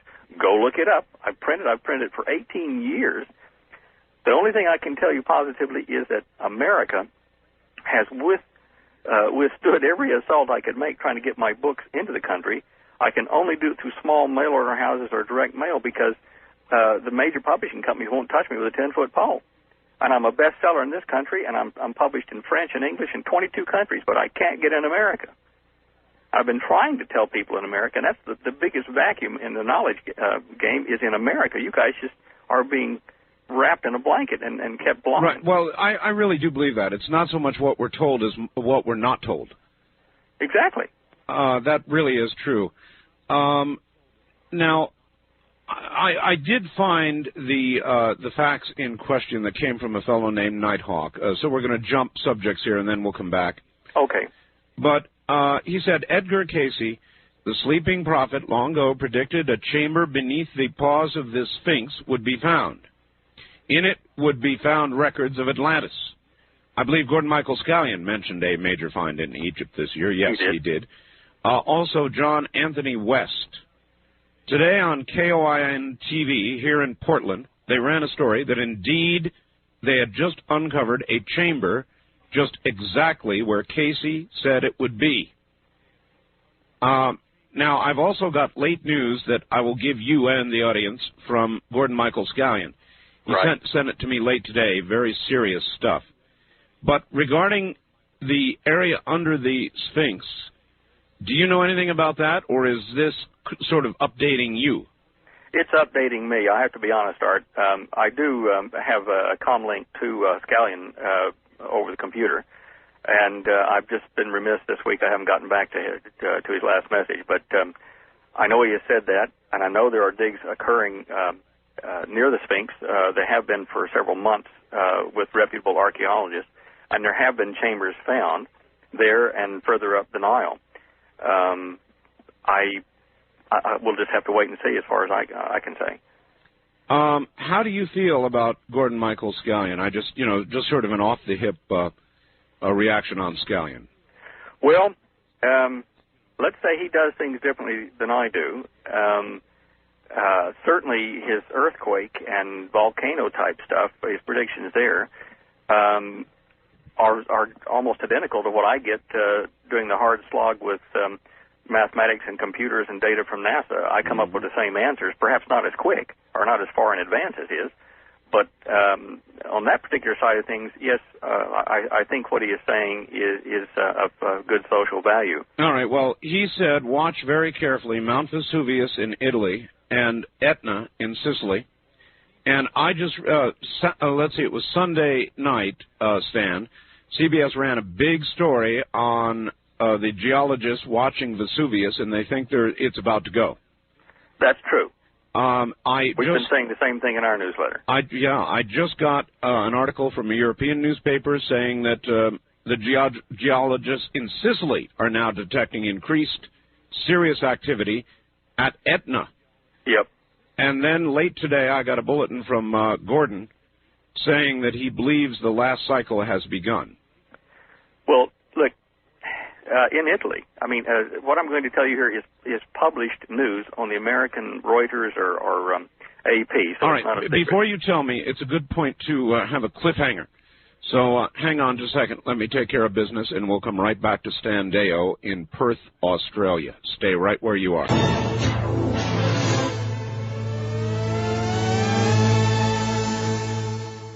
Now, back to Stan Deyo. Stan. Yes, Art. All right, Earth changes, and what you see and what he sees, different methods, same rough conclusion, eh? Yep. Look, on Vesuvius, let me just point out, 24th of August this year, there was an article in Reuters, and I'll just read you a part of it here, and you try to read between the lines here. All right. Volcano on the brew. Vesuvius still threatening after all these years. Most scientists agree there is no risk of an eruption soon, but disagree over how much warning Vesuvius on the densely populated Bay of Naples will give before exploding again. We don't want to see similar destruction as what occurred in 79 A.D. let's see, about 50 people were killed in 1944 when we had the last major lava flow. Right. The last significant eruption was in 1631 before that, killed 4,000 people, blah, blah, blah. Scientists and geologists at the government Civil Protection Department recently completed a major plan to evacuate some 600,000 people from the Vesuvius area. That's correct. Okay, now why would we do this? It's at this point, it is a voluntary evacuation thing. And the story that ran on CBS, Stan, said the people who live below Vesuvius have the same attitude as the people of Pompeii, live for today, and they're not moving. Well, what about the people in California and Oregon and Washington State that are living right on an active line, and the people in Japan? They're not moving. I know. But I'm sitting here watching this stuff on these thermal satellites, and I can't believe people still live there, but they're doing it. But, Stan, I understand that. I mean, people have lives, they have families, they have homes, they have jobs, they have all of this, and you just, on Scallion's word or Stan Dale's word or Art Bell's word or anybody else's, you don't want to believe it. You don't want to believe it. I know. Well, I know last time we talked on your show, toward the end of it, some people asked me, what do you do? And since your show, a lot of your listeners, lots of them have sent me email and letters and questions about what do we do with our business, our family, and this and that. Right. And your point is very valid. My opinion is that there is no safe place on the planet, really. I mean, there probably is, but I mean, it is impossible for us to really say that is the best place. Nothing will happen to you. You've got a perfect, happy life there. You're just going to have to make the best of life where you are. But it doesn't mean you can't prepare for things to float in your area, or food that you can carry on your back, or transport or communication, whatever you want that you can carry with you. You can make minor preparations to keep your family mobile and provided for, basically, in the event of a civil emergency. And all you have to do is read the old newspapers in the last 3 or 4 years about any major hurricane or earthquake site and see that there was fresh water shortages for months after that and sanitation problems. And look at these problems and address them for your family. Those are the important issues. If you survive the initial big bang or thump or tidal wave or whatever, great. Pick up your life and go on after that. You're not going to be alone.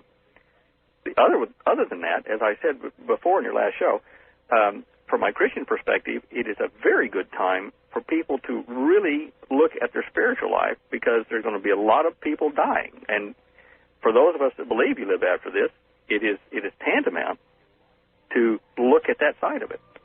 All right. Well, on that cheery little note, we'll break here at the bottom of the hour and be right back to you, Stan. Stan Deyo, all the way from down under, Perth, Australia. More coming in a moment, and yes, we will get the phone lines open. Stay right there. You're listening to Art Bell Somewhere in Time on Premier Radio Networks. Tonight, an encore presentation of Coast to Coast AM from November 1st, 1995.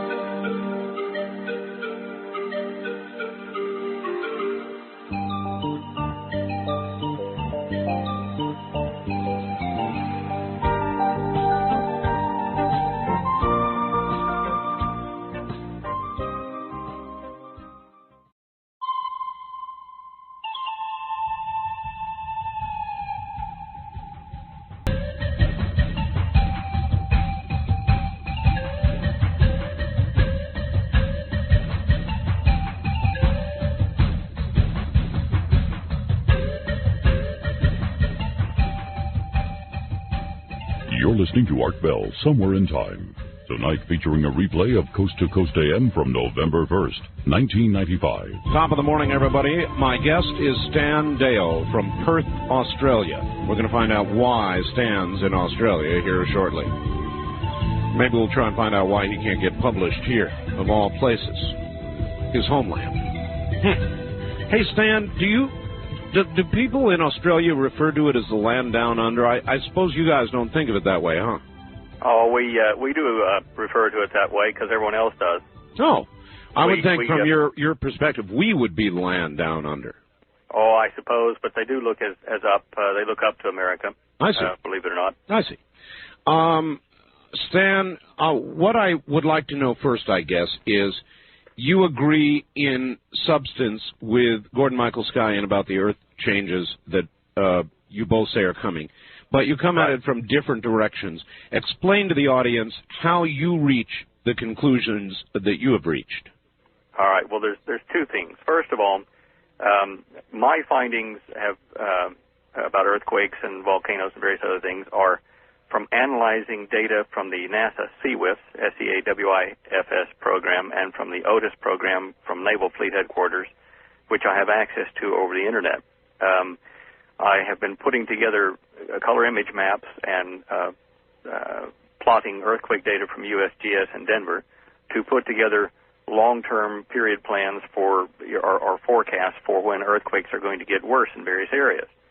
And going on that basis, which is basically statistical, I've been able to know when at different times of the year we're going to have windows, like Gordon does, and certainly we're approaching 3 windows right now between now and the end of January. And at the same time, I've been able to look at heat patterns in the surface of the oceans using the naval satellites. Mm-hmm. And this tells me when heat is building up under the ocean for some reason.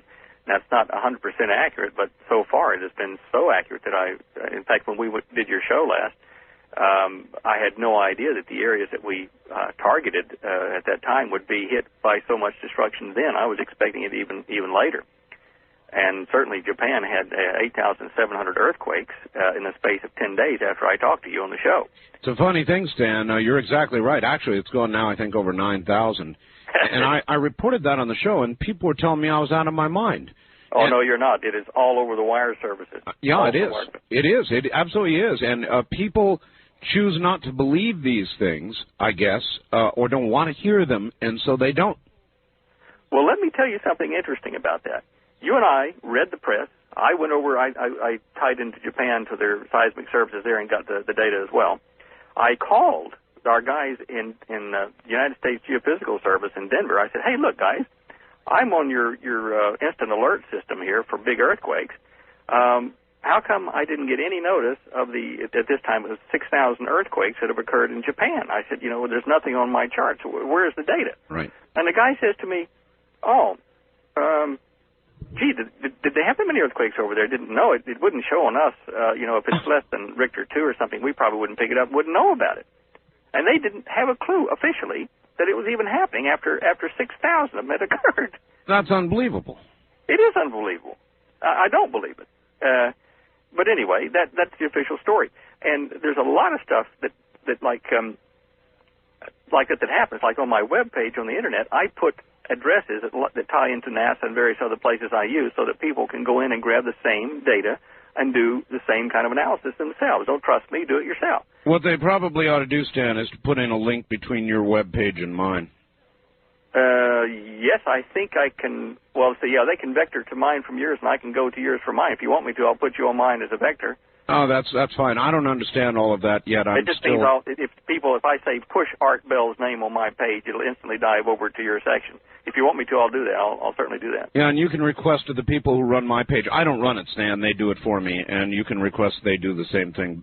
All right. Well, I'll drop in on the email and tell them that. All right. But anyway, where were we? The reporting of these earthquakes and things. Now, some of my links on my internet web page are little lines that you press a button and it takes you off to that particular site. Some of these have been cut off in the last 3 or 4 days. Oh. A couple of them into NASA, they have denied access to me. They were open, they were public. One of them was the Mars Exploration Group. I told people how to go in there and get a daily Martian weather report.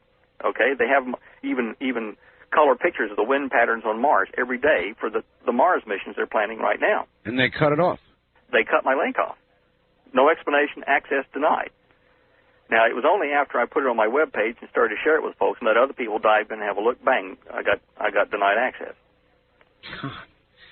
Now, there's a lot going on.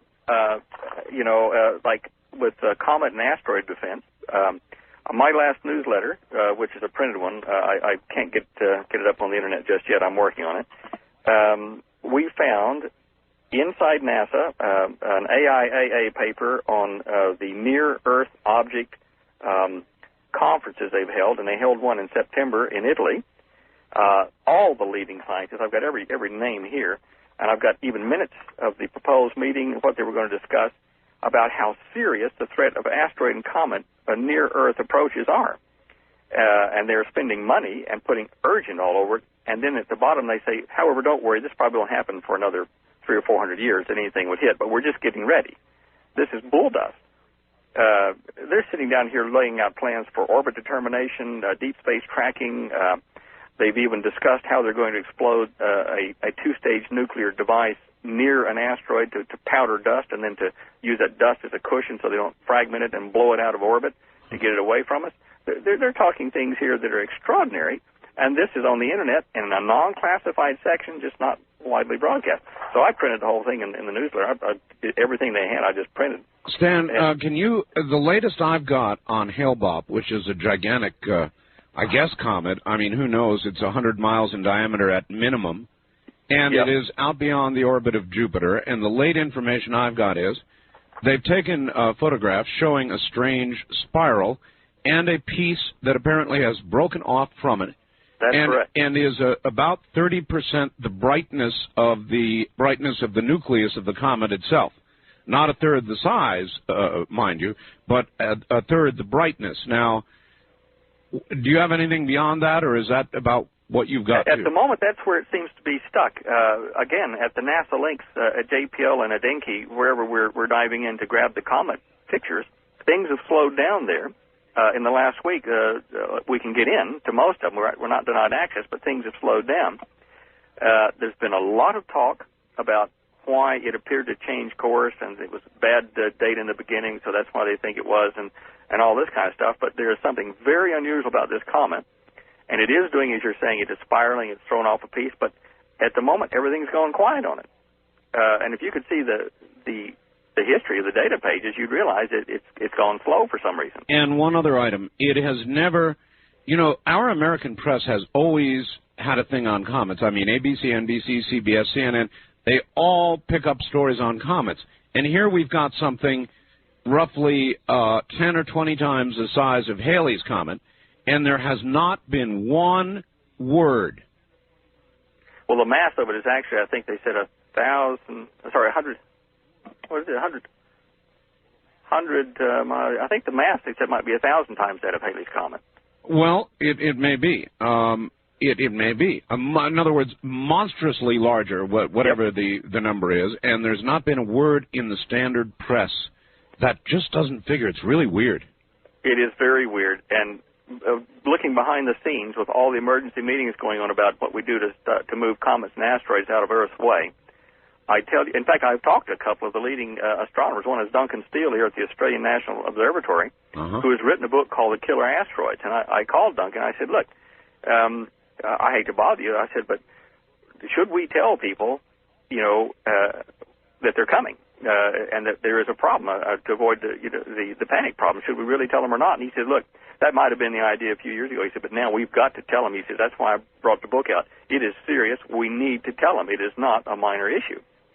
So, how many warnings do you need? I mean, this guy is a qualified person in the field, respected, and his group, he and McNaught, I think is the other fellow, have been watching this new comet, and their reports show all the time on the comet pages.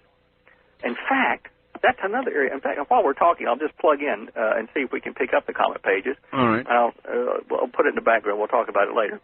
All right. Why are you in Australia? It wasn't by choice. I was sent here by the American, elements of the American government with Dr. Teller and his crowd at Lawrence Livermore Radiation. I was sent here to do research, continue my research on two things, primarily a new kind of aircraft propulsion that would make a flying saucer, and secondary to that, which got me in more trouble than the saucer stuff, was looking at ways to convert energy straight out of the environment into electricity without using petroleum or things like that, but using resonating circuits like Nikola Tesla did. And those are the two areas that got me in trouble in the States. And then rather than shut me up any other way, I think they put me down here to finish my work and cut my funds off. All right, but basically you still retain your citizenship, or do you not? No, I gave that away back in 77. So you are now an to avoid Australian. extradition. You're an Australian citizen. Yeah, well, I call myself a West Australian Texan. But I mean, technically you're an Australian. Yeah, I'm technically an Australian citizen, Australian passport now, and it was done simply to keep my own government, to the American government, from jerking me out of here if I didn't want to leave Australia. Now it doesn't matter; they could do it anyway. But well, you could have come back, though. I mean, there was a time when you could have come back to the States, but you obviously, for whatever reason, chose not to. I did come back twice. I came back with a film crew one time and by myself the other. And certainly no one stopped me at Los Angeles when I came in, but we did pick up a two-man intelligence team that were fairly lowbrow types. I mean, they gave themselves away pretty early in the game, but they stuck with us like glue while we were there with the film crew. And there have been no formal things that said don't come home. They gave me a business permit, but I can't get I tried to get my U.S. citizenship back, and they wouldn't allow that. That was a very difficult road, so definitely that welcome mat has been removed. And is it because of what obviously, I guess, what you're trying to tell everybody? I think so. Art, I don't understand exactly what my value in their whole equation is, whether I'm a threat, an asset, or whatever. I've got to be honest. I know I'm still in their equation, still factored into Department of Defense and various other people. I'm probably not available on your police computers and things like that. I've had that checked. But in the intelligence game, I'm still there and current. And I just don't know whether they treat me as an asset, as collateral, or what. But I'm in there in the game for what we're talking about: UFOs, crowd control, information exchange and dissemination. Maybe they have converted their thinking about you, Stan. Maybe they regarded you originally as a threat and now regard you as part of a sort of a conditioning process. It's possible, Art. I mean, I've tried to avoid being used by anybody, and I guess living out here has been helpful in that respect because I'm so far out of the game that people don't talk to me that often. But now that I've gotten back on the Internet, a lot of strange things have happened on my computer. I can see when they're kind of diving in there occasionally to see what we're up to. I don't mind. There's nothing we're doing that's secret. But believe me, they do monitor what comes out of my computer. Well, let me tell you another story that's circulating this morning.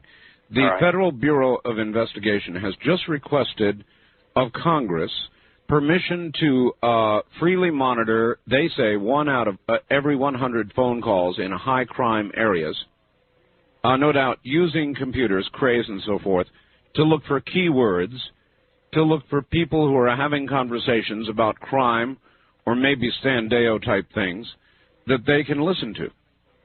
Well, they're already doing it here in this country. I've got a number of friends that work for the phone companies that talk off the record to me, and certainly they watch my phones here and a lot of other folks, and they run tapes on them, and they do keyword searches. But they did tell me that they didn't just do it willy-nilly across the board with all phone calls, that they still had to target specific numbers because they didn't have the computing power to grab everyone's conversation. It's not quite that big yet. Well, we're getting pretty close to that here, Stan. Stand by just a moment. We'll be right back to you. My guest is Stan Deyo, all the way from Perth, Australia. Next hour, he's all yours.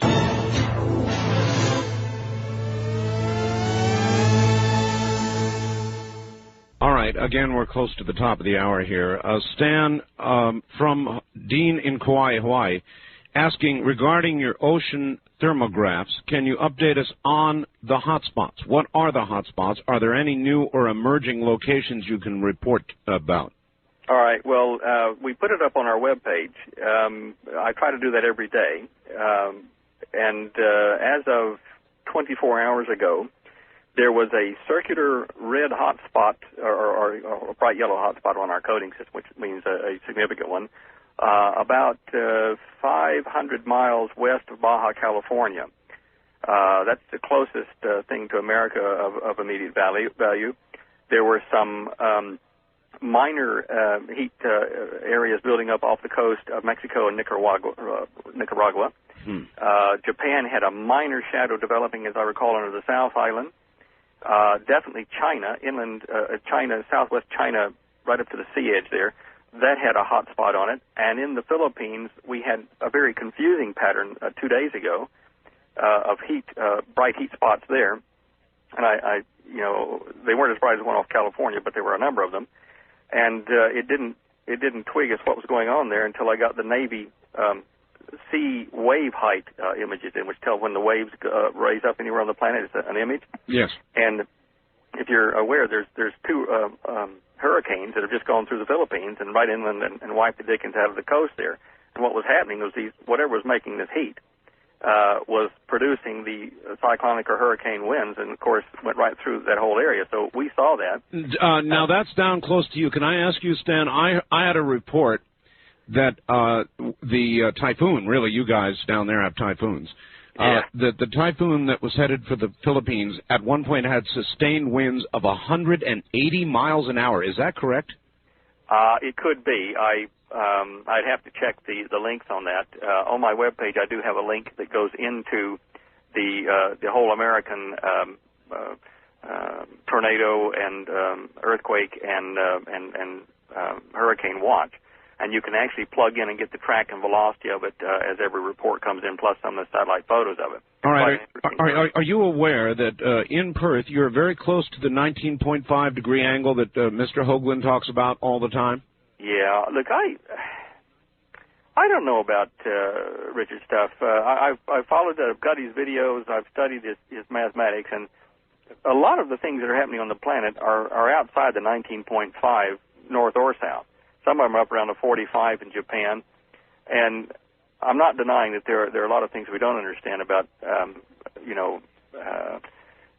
his tetrahedral mass and things like that. But certainly, I see things happening outside the areas he has specified. Mm-hmm. If we go around saying, "Look, I live at 19.5 degrees, I better cut my wrists or move," that's ridiculous. No, I was just pointing it out. I'm being flippant. There's so much going on at the moment that I'm getting a bit tired because we're working 7 days a week here. I'm getting about 4 hours sleep a night. Stan, you're right about that. There's so much going on. It's the quickening. That's what I call it. Listen, we're at the top of the hour. I'd like the audience in the next hour to be able to ask you a question, so relax, and we'll be right back to you. Okay, Art. Stan Deyo from Perth, Australia. Right back. You're listening to Art Bell, Somewhere in Time. Tonight featuring a replay of Coast to Coast. We'll ask him, then we'll open the lines. Stan Deyo back in just a moment.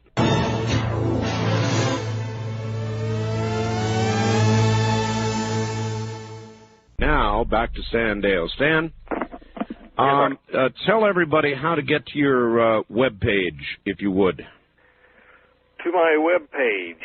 Well, for those of you that are on the net, it's the following address.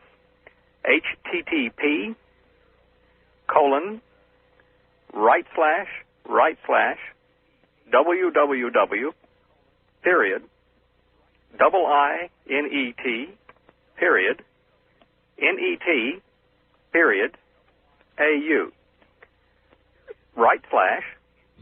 And then this next thing is a tilde. It's like a little Spanish tilde. And then my name, Standeyo. all lowercase. All right, I'll read that back one more time. http://www.IINET.net/STANDEYO. All lowercase. And that'll take you to my webpage, and that's where we'll link from there. They're going to have to do something to fix that. It's long, isn't it? Yeah, there's got to be a better way. As I say, I think getting a link set up between your page and my page would be a good idea.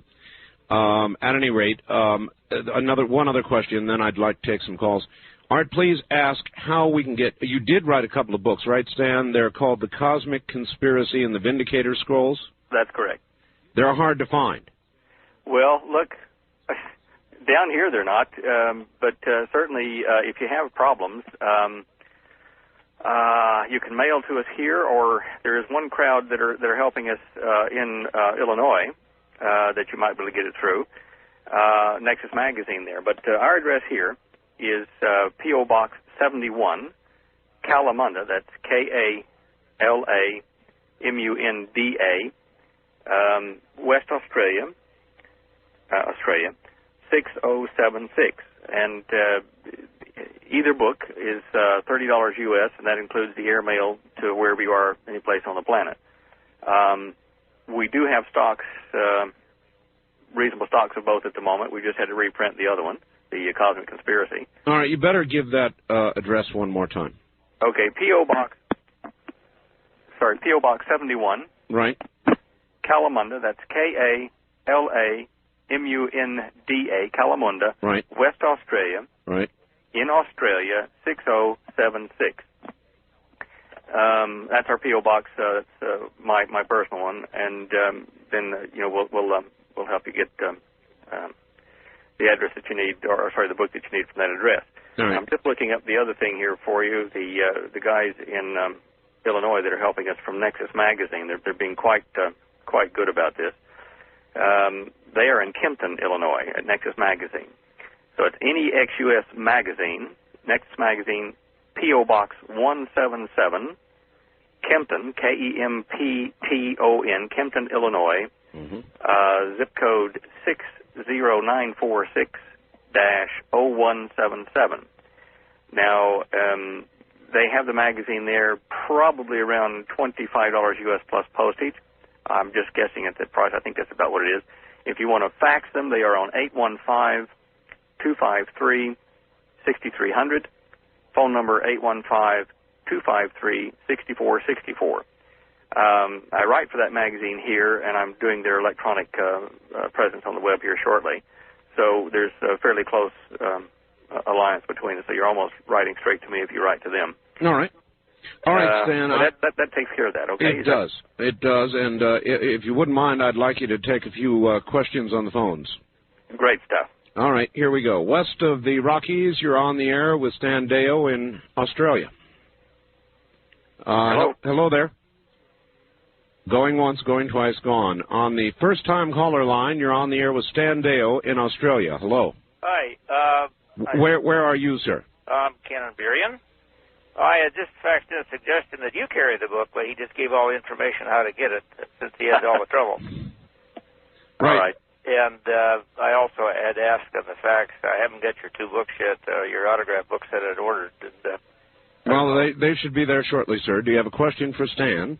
Well, I was just giving the suggestion of getting the books, but he gave it. All right. Well, then it's settled. Thank you very much. Wildcard line, you're on the air with Stan Deyo. Hello. Hi, Art. I'm calling from Eastern Oregon. Yes, sir. On KLBM.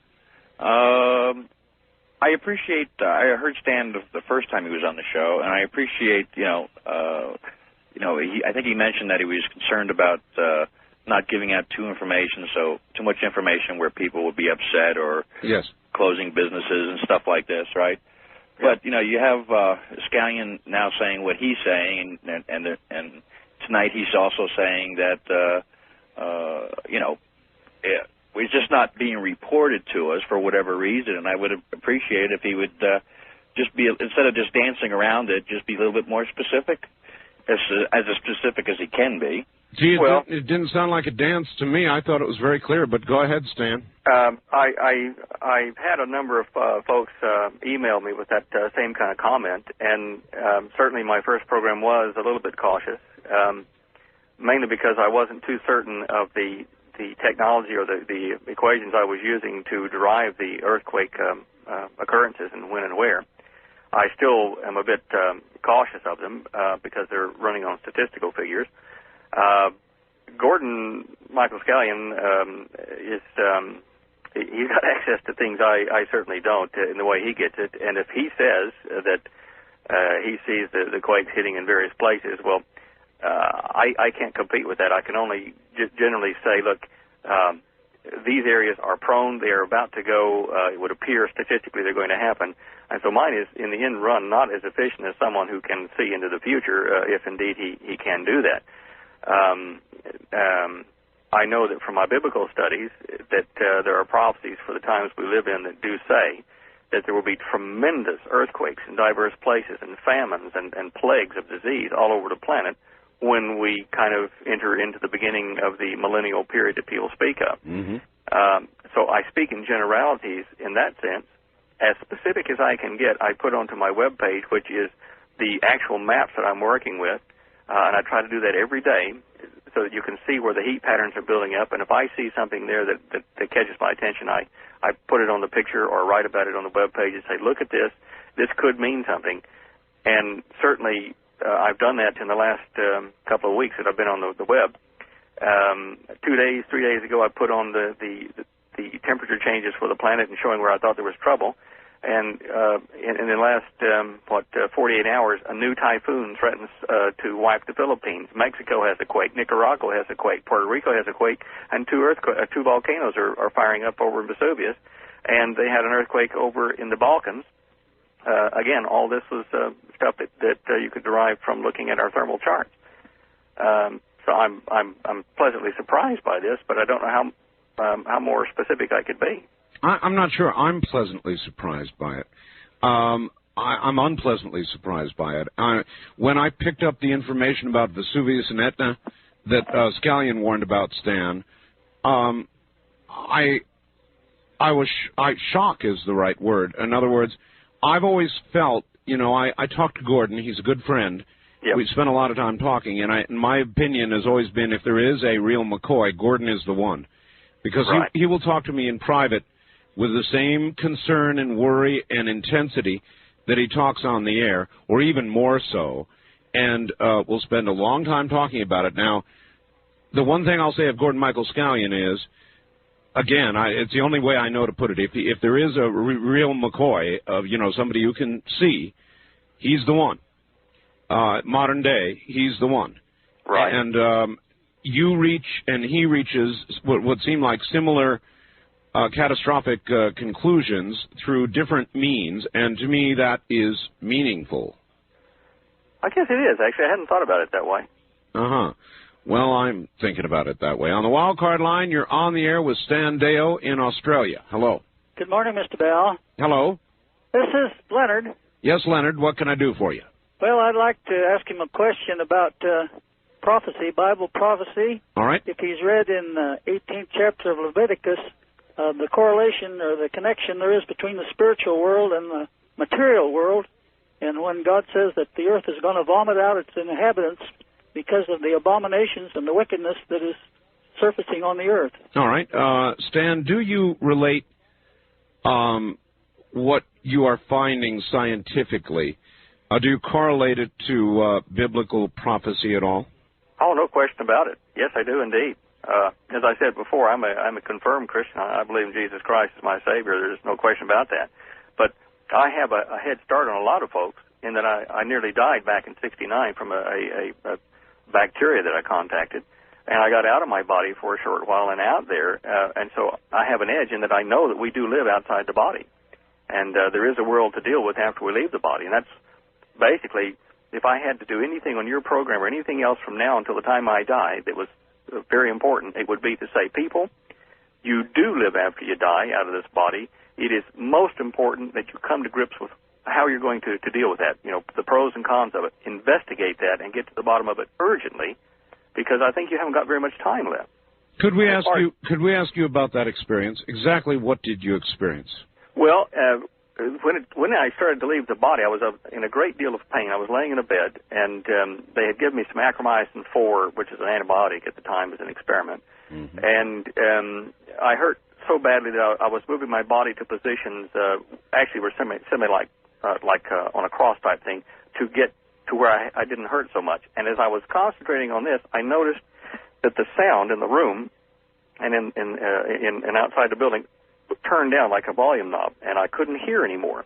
And I thought, this is novel, and I became distracted from the pain by trying to figure out why I couldn't hear. And then I noticed I was getting tunnel vision, and the darkness was closing in around me, and the only light I could see was right up in front of me toward the ceiling, and it was getting into a small circle, and then a circle, and then it was blackness. And I couldn't hear, and I couldn't see. And I certainly wasn't aware of the pain at that point. And I was intrigued by the whole process because I seemed to be completely aware but not sensing in those areas. and I rolled out of my body, overlooking at my navel, and then as though there were a slow-motion drop of water falling toward my navel, as it would have about hit my navel, I bounced right out of my body and straight through the roof. But when I went through the roof, it wasn't like seeing, what was there normally, like, trees and people around and that kind of stuff. It was into a smooth, silky, body temperature blackness at great speed, moving away from the earth, and I saw my entire life major events playing off to the side, my right side, in little theaterettes, and I would see myself dealing with people and how I hurt them or how they hurt me, and I would go back into their lives before that event or after that event, and before it was through, I understood everything that had happened to me and everything I'd done to other people, the pros and cons of it. My mind expanded. The intelligence or the ability to think was incredible. Imagine watching 60 television sets at once and understanding every one of the plots and being kind of ho-hum about it. That's how incredible it was. Then, as I moved toward the light out there, which was out ahead of me, way out there at great speed, I felt very calm and very peaceful, nothing like you'd have here on Earth. And I noticed that parts of my body seemed to be washing out. There was an invisible fluid I could feel that I was moving through, and it seemed to wash out chunks of my body, like I was made out of very fine wire mesh or something. And I would look behind me, back toward my body, down below, and I would see puffs of, like, dust or mud flow out of my body. When it did, a negative emotion would leave me, like hate or greed or these kind of things, envy. And I would feel those go. And by the time I was through being washed by this fluid, I was like a judge of myself, sitting there thinking, wow, I understand all of this now. And I curled up to relax for the final trip into the great light out there, and then something caught me like a rope on my right side, and it spun me around, and it for the first time since I was out there, I felt a panic, because I didn't want to go back to the body. I was great where I was. And I couldn't hold on, and I realized that there was some kind of a rope-type thing onto my right ear connected to my body, so it was pulling me back. So I thought, well, I'll fall back into the body and somehow cut that rope, and I'll get back out here. Mm-hmm. So I relaxed and fell into my body, and it was an interesting experience. I didn't feel a thud or anything. I just kind of eased halfway into it with my right arm and my right leg and tried to grab this rope around my ear, and it turned out to be not a rope, but a phone by the bed ringing and ringing and ringing. And it was my mother, and I didn't know that. But anyway, it kept ringing, and I couldn't stop that phone, but I knew if I could knock it off, it would break the tie, and I could get back out there. So I held onto a ledge I could feel in the other world with my left leg in my hand. I was actually hanging in there while my right hand and my right leg were in my physical body, trying to move that phone off the hook. And it was like taking a leg of ham and holding it by the end bone and trying to move that accurately at a target, because my body was like dead meat. Anyway, I got the phone off, knocked it off on the bed, and I heard my mother's voice saying, Stan, are you okay? And I said, I'm fine, and trying to concentrate and hold on to the other world. And then she says, there's something wrong. You've passed before me like your grandfather did when he died. I saw you walk before me. And she was 30 miles away, right? So I said, no, you're wrong. I'm fine. And at some time in that conversation right there, my left leg and left arm fell out of that link I had into the other world, and I was back in my body. And I couldn't get back. Now, almost within 2 days of that, I was totally well and healed of whatever it was that was making me so ill. Stan, hold on. That is one of the most incredible, absolutely incredible, graphically interesting NDE experiences I have ever heard. All right, Stan, we're just about at the bottom of the hour here, and I hope I've not led you astray, and I would like to ask you whether there's anything that, that you wanted to cover that I've kept you away from, if there's any area that you really want to cover. Well, Art, there's about 10,000 things, but I suppose there are a couple of questions here that I've had people write in, ask me the next time I was on your show, would I please try to address them? We might try some of those if you want. All right. All we've got time for is a teaser, so why don't you give me one of the best questions you've got right there, and we'll address it after the break here at the bottom of the hour. What is the question? Okay, well, there's a chappie here wanting to know about, well, in fact, I'll just read his question here. All right. He's from Texas, my old stomping grounds. First name is Stephen. Mm-hmm. In your opinion, he says, are we in for a believable and convincing global alien attack with devastating consequences as an attempt to consolidate political and military power as the powers that be move toward a new world order? Do we stop there, or do I explain that? We stop there. And right. At the bottom of the hour, out of the bottom of the hour shoot here, you can explain it. Yes. All right, Stan, stay right there.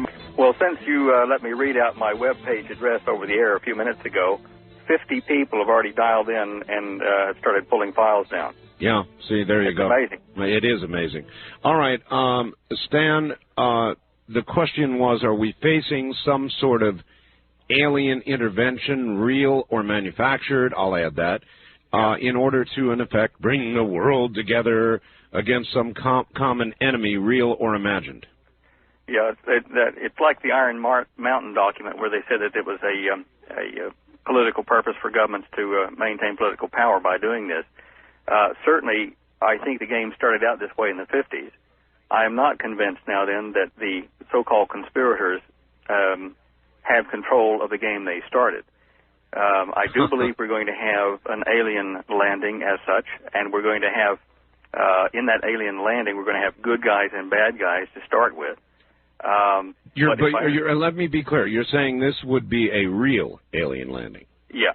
All right, the reason let me ask you this. The reason I asked, Stan, hold on a sec. The reason I ask is because we began the program today by your documenting or telling us that we have craft now that will do what, in essence, flying saucers do. In other words, we've got flying saucers.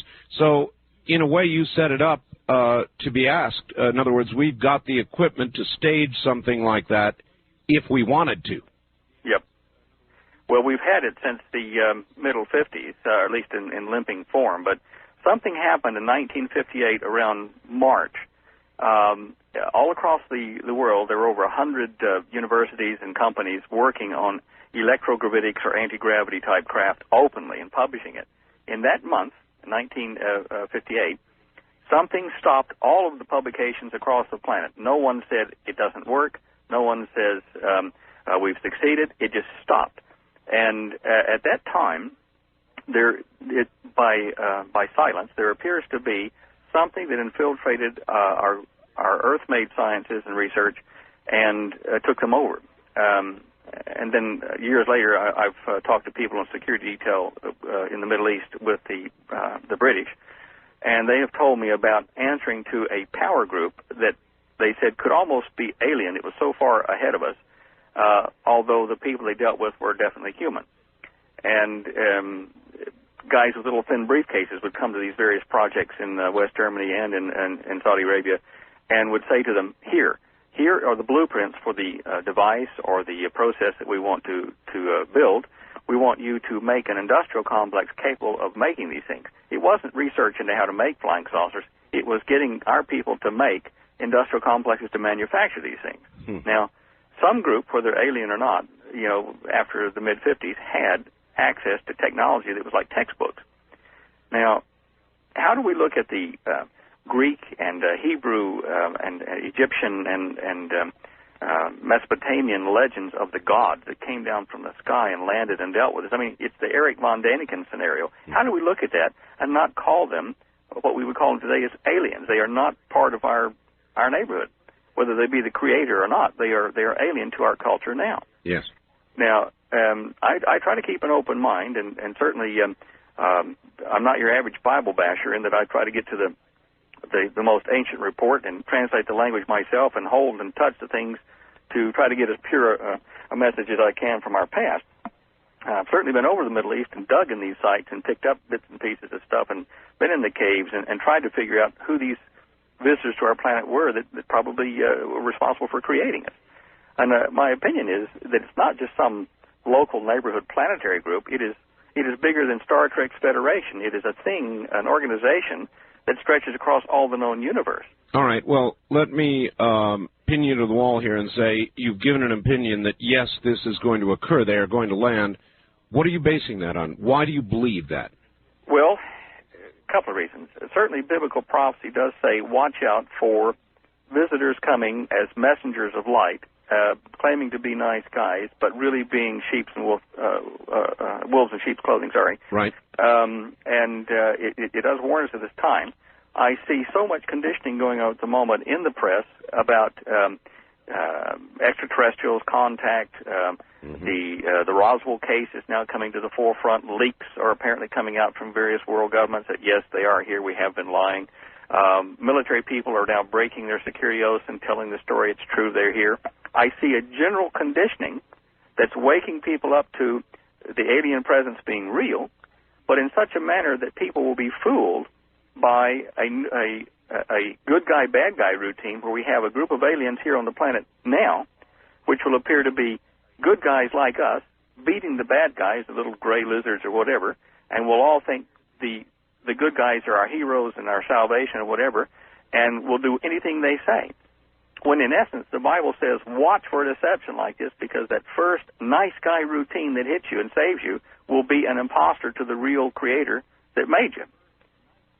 So all I'm telling you is what is written there in the Bible, and believe me, my trip out of my body opened my eyes to a lot of things, and I'm telling you what I'm telling you now is probably the most important thing I can warn you of. A deception that is going to be so incredible that it would fool the brightest of our minds on the planet into believing it. Be very careful of what comes down from the sky very shortly. Well, would it be your view that most will be fooled? Yes. My position will not be a popular position, because now you stop and think about this. If we take the movie V, you know the series V that's on TV? Sure.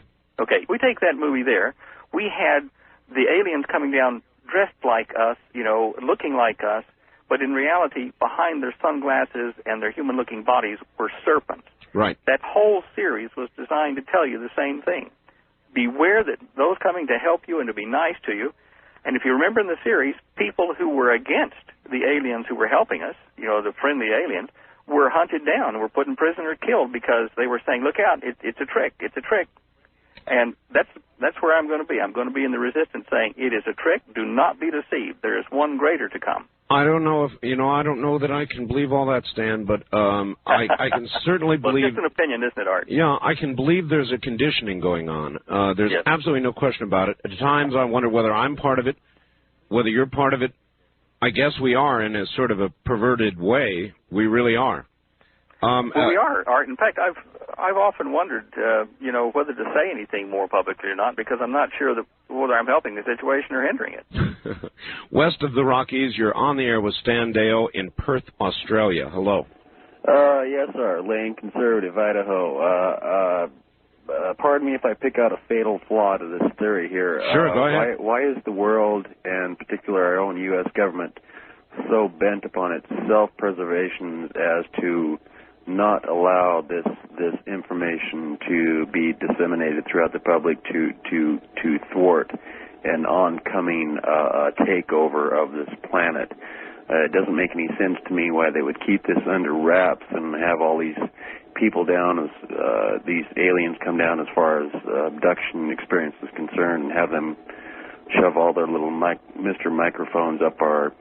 Okay, we've got the idea. Right. In other words, why keep it secret?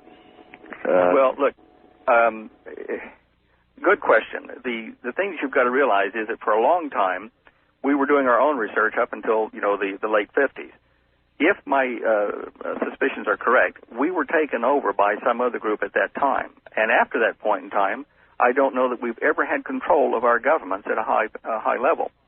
Now, if that is the case, then we were taken over a long time ago. It's just a matter of how this information is released to the public and let the public adapt to the new controllers of the planet. They may have been here since, 1958. In other words, it may be their technology. Or at one time it was, and now is ours. Well, it is. We started with our technology, and I think theirs has been there all along, but it's just simply taken over when we got to a point where we could be a threat. They simply just took it over and are now going to make this new world order. See, the biblical thing, what a lot of people don't realize that even go to church is this. It's not, how many times you go to church or Hail Marys or all this other kind of junk you do. It is a battle that occurred out in the heavens. They tell about it in a lot of other texts other than the Bible, a battle between good and evil, the sons of light and the sons of dark. And the battle is being finished here on earth in our lifetime, it would appear. And we've been warned by Hopi, we've been warned by Hebrew, we've been warned by heaps of stuff. Look out for those times, because this battle is going to come down to you on the planet Earth. It does feel close, Stan. Hold on just a moment. We'll be right back to you.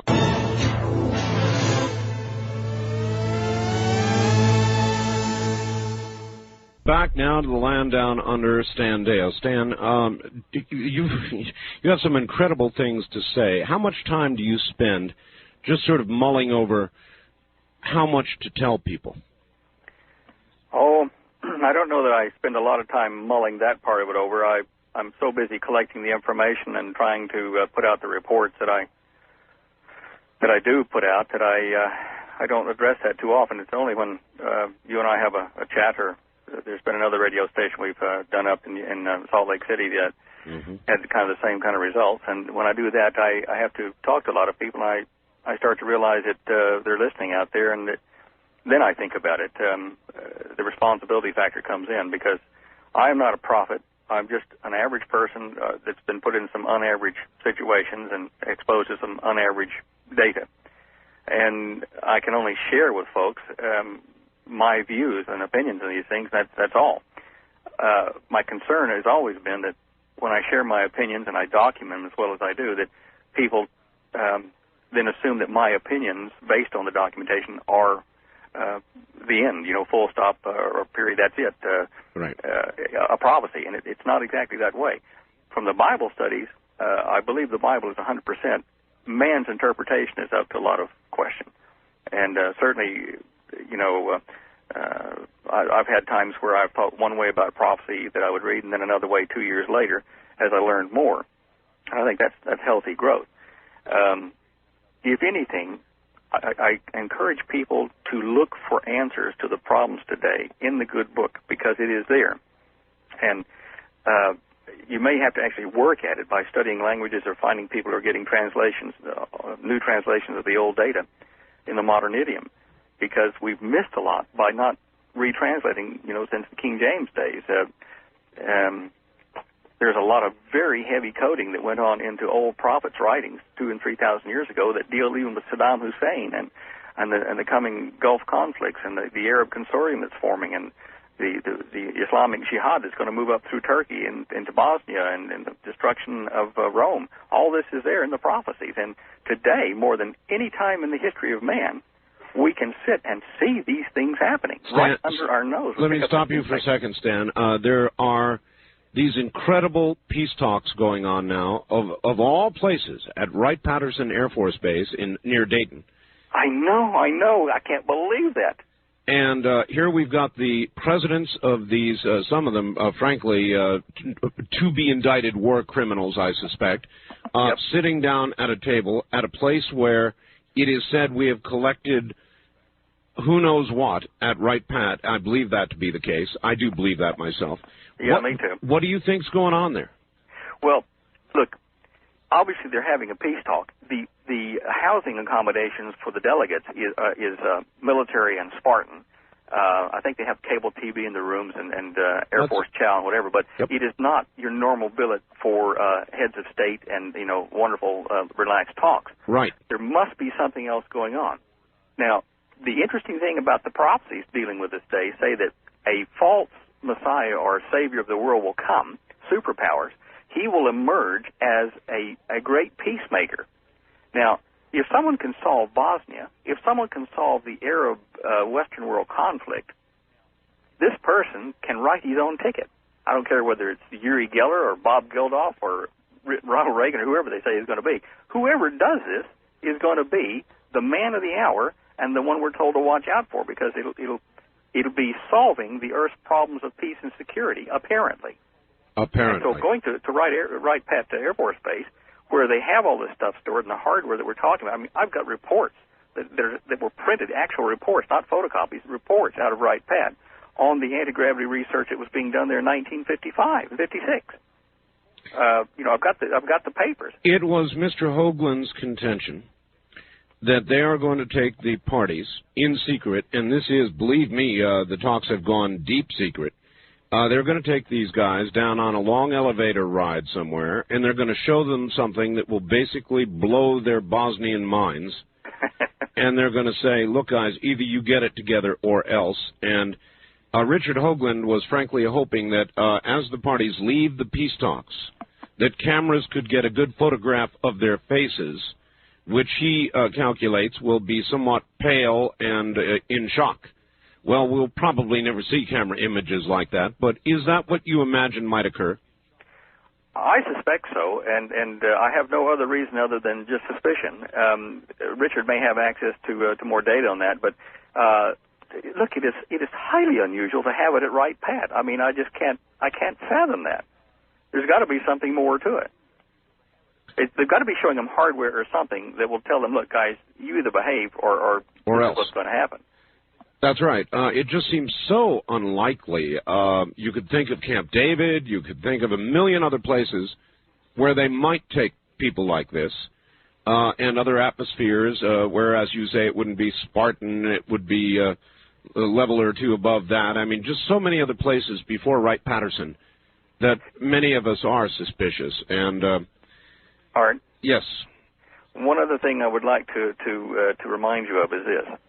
If the biblical prophecies are being interpreted properly by those of us doing it now, America is going to be virtually destroyed in our near future, from within and from without. There's going to be a terrible thing starting in the New England states of the United States, a civil or like war type thing, and also all the earth changes. America is going to be destroyed if we understand it correctly. And I'll say this. I am not a prophet. I am just trying to translate old writings into modern idioms so that we can understand what they say. And certainly, Nostradamus' writings on the Vatican being bombed are, I think, the same thing that the Revelation speaks of. And they speak about a religious political institution called Babylon. And I might as well go ahead and disgrace myself all the way. When I was writing my book, The Cosmic Conspiracy, I was still in the writing of it back in '78. Very quickly. I fell very sleepily to the floor. I just couldn't stay awake in the middle of the afternoon while I was writing. I was working on the Great Seal of America at the time, trying to decode it. And I saw a vision of America being Babylon and the tool of Babylon with that seal.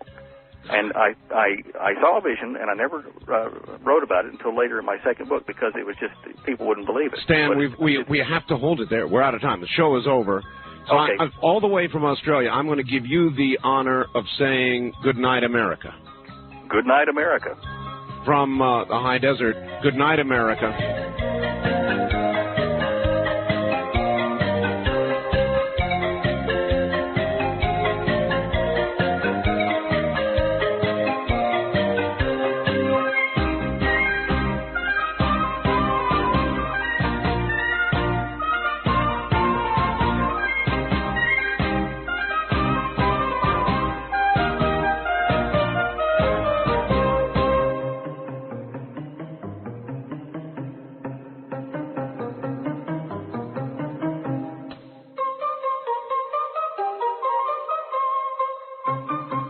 Thank you for tuning in to Archive Obscura.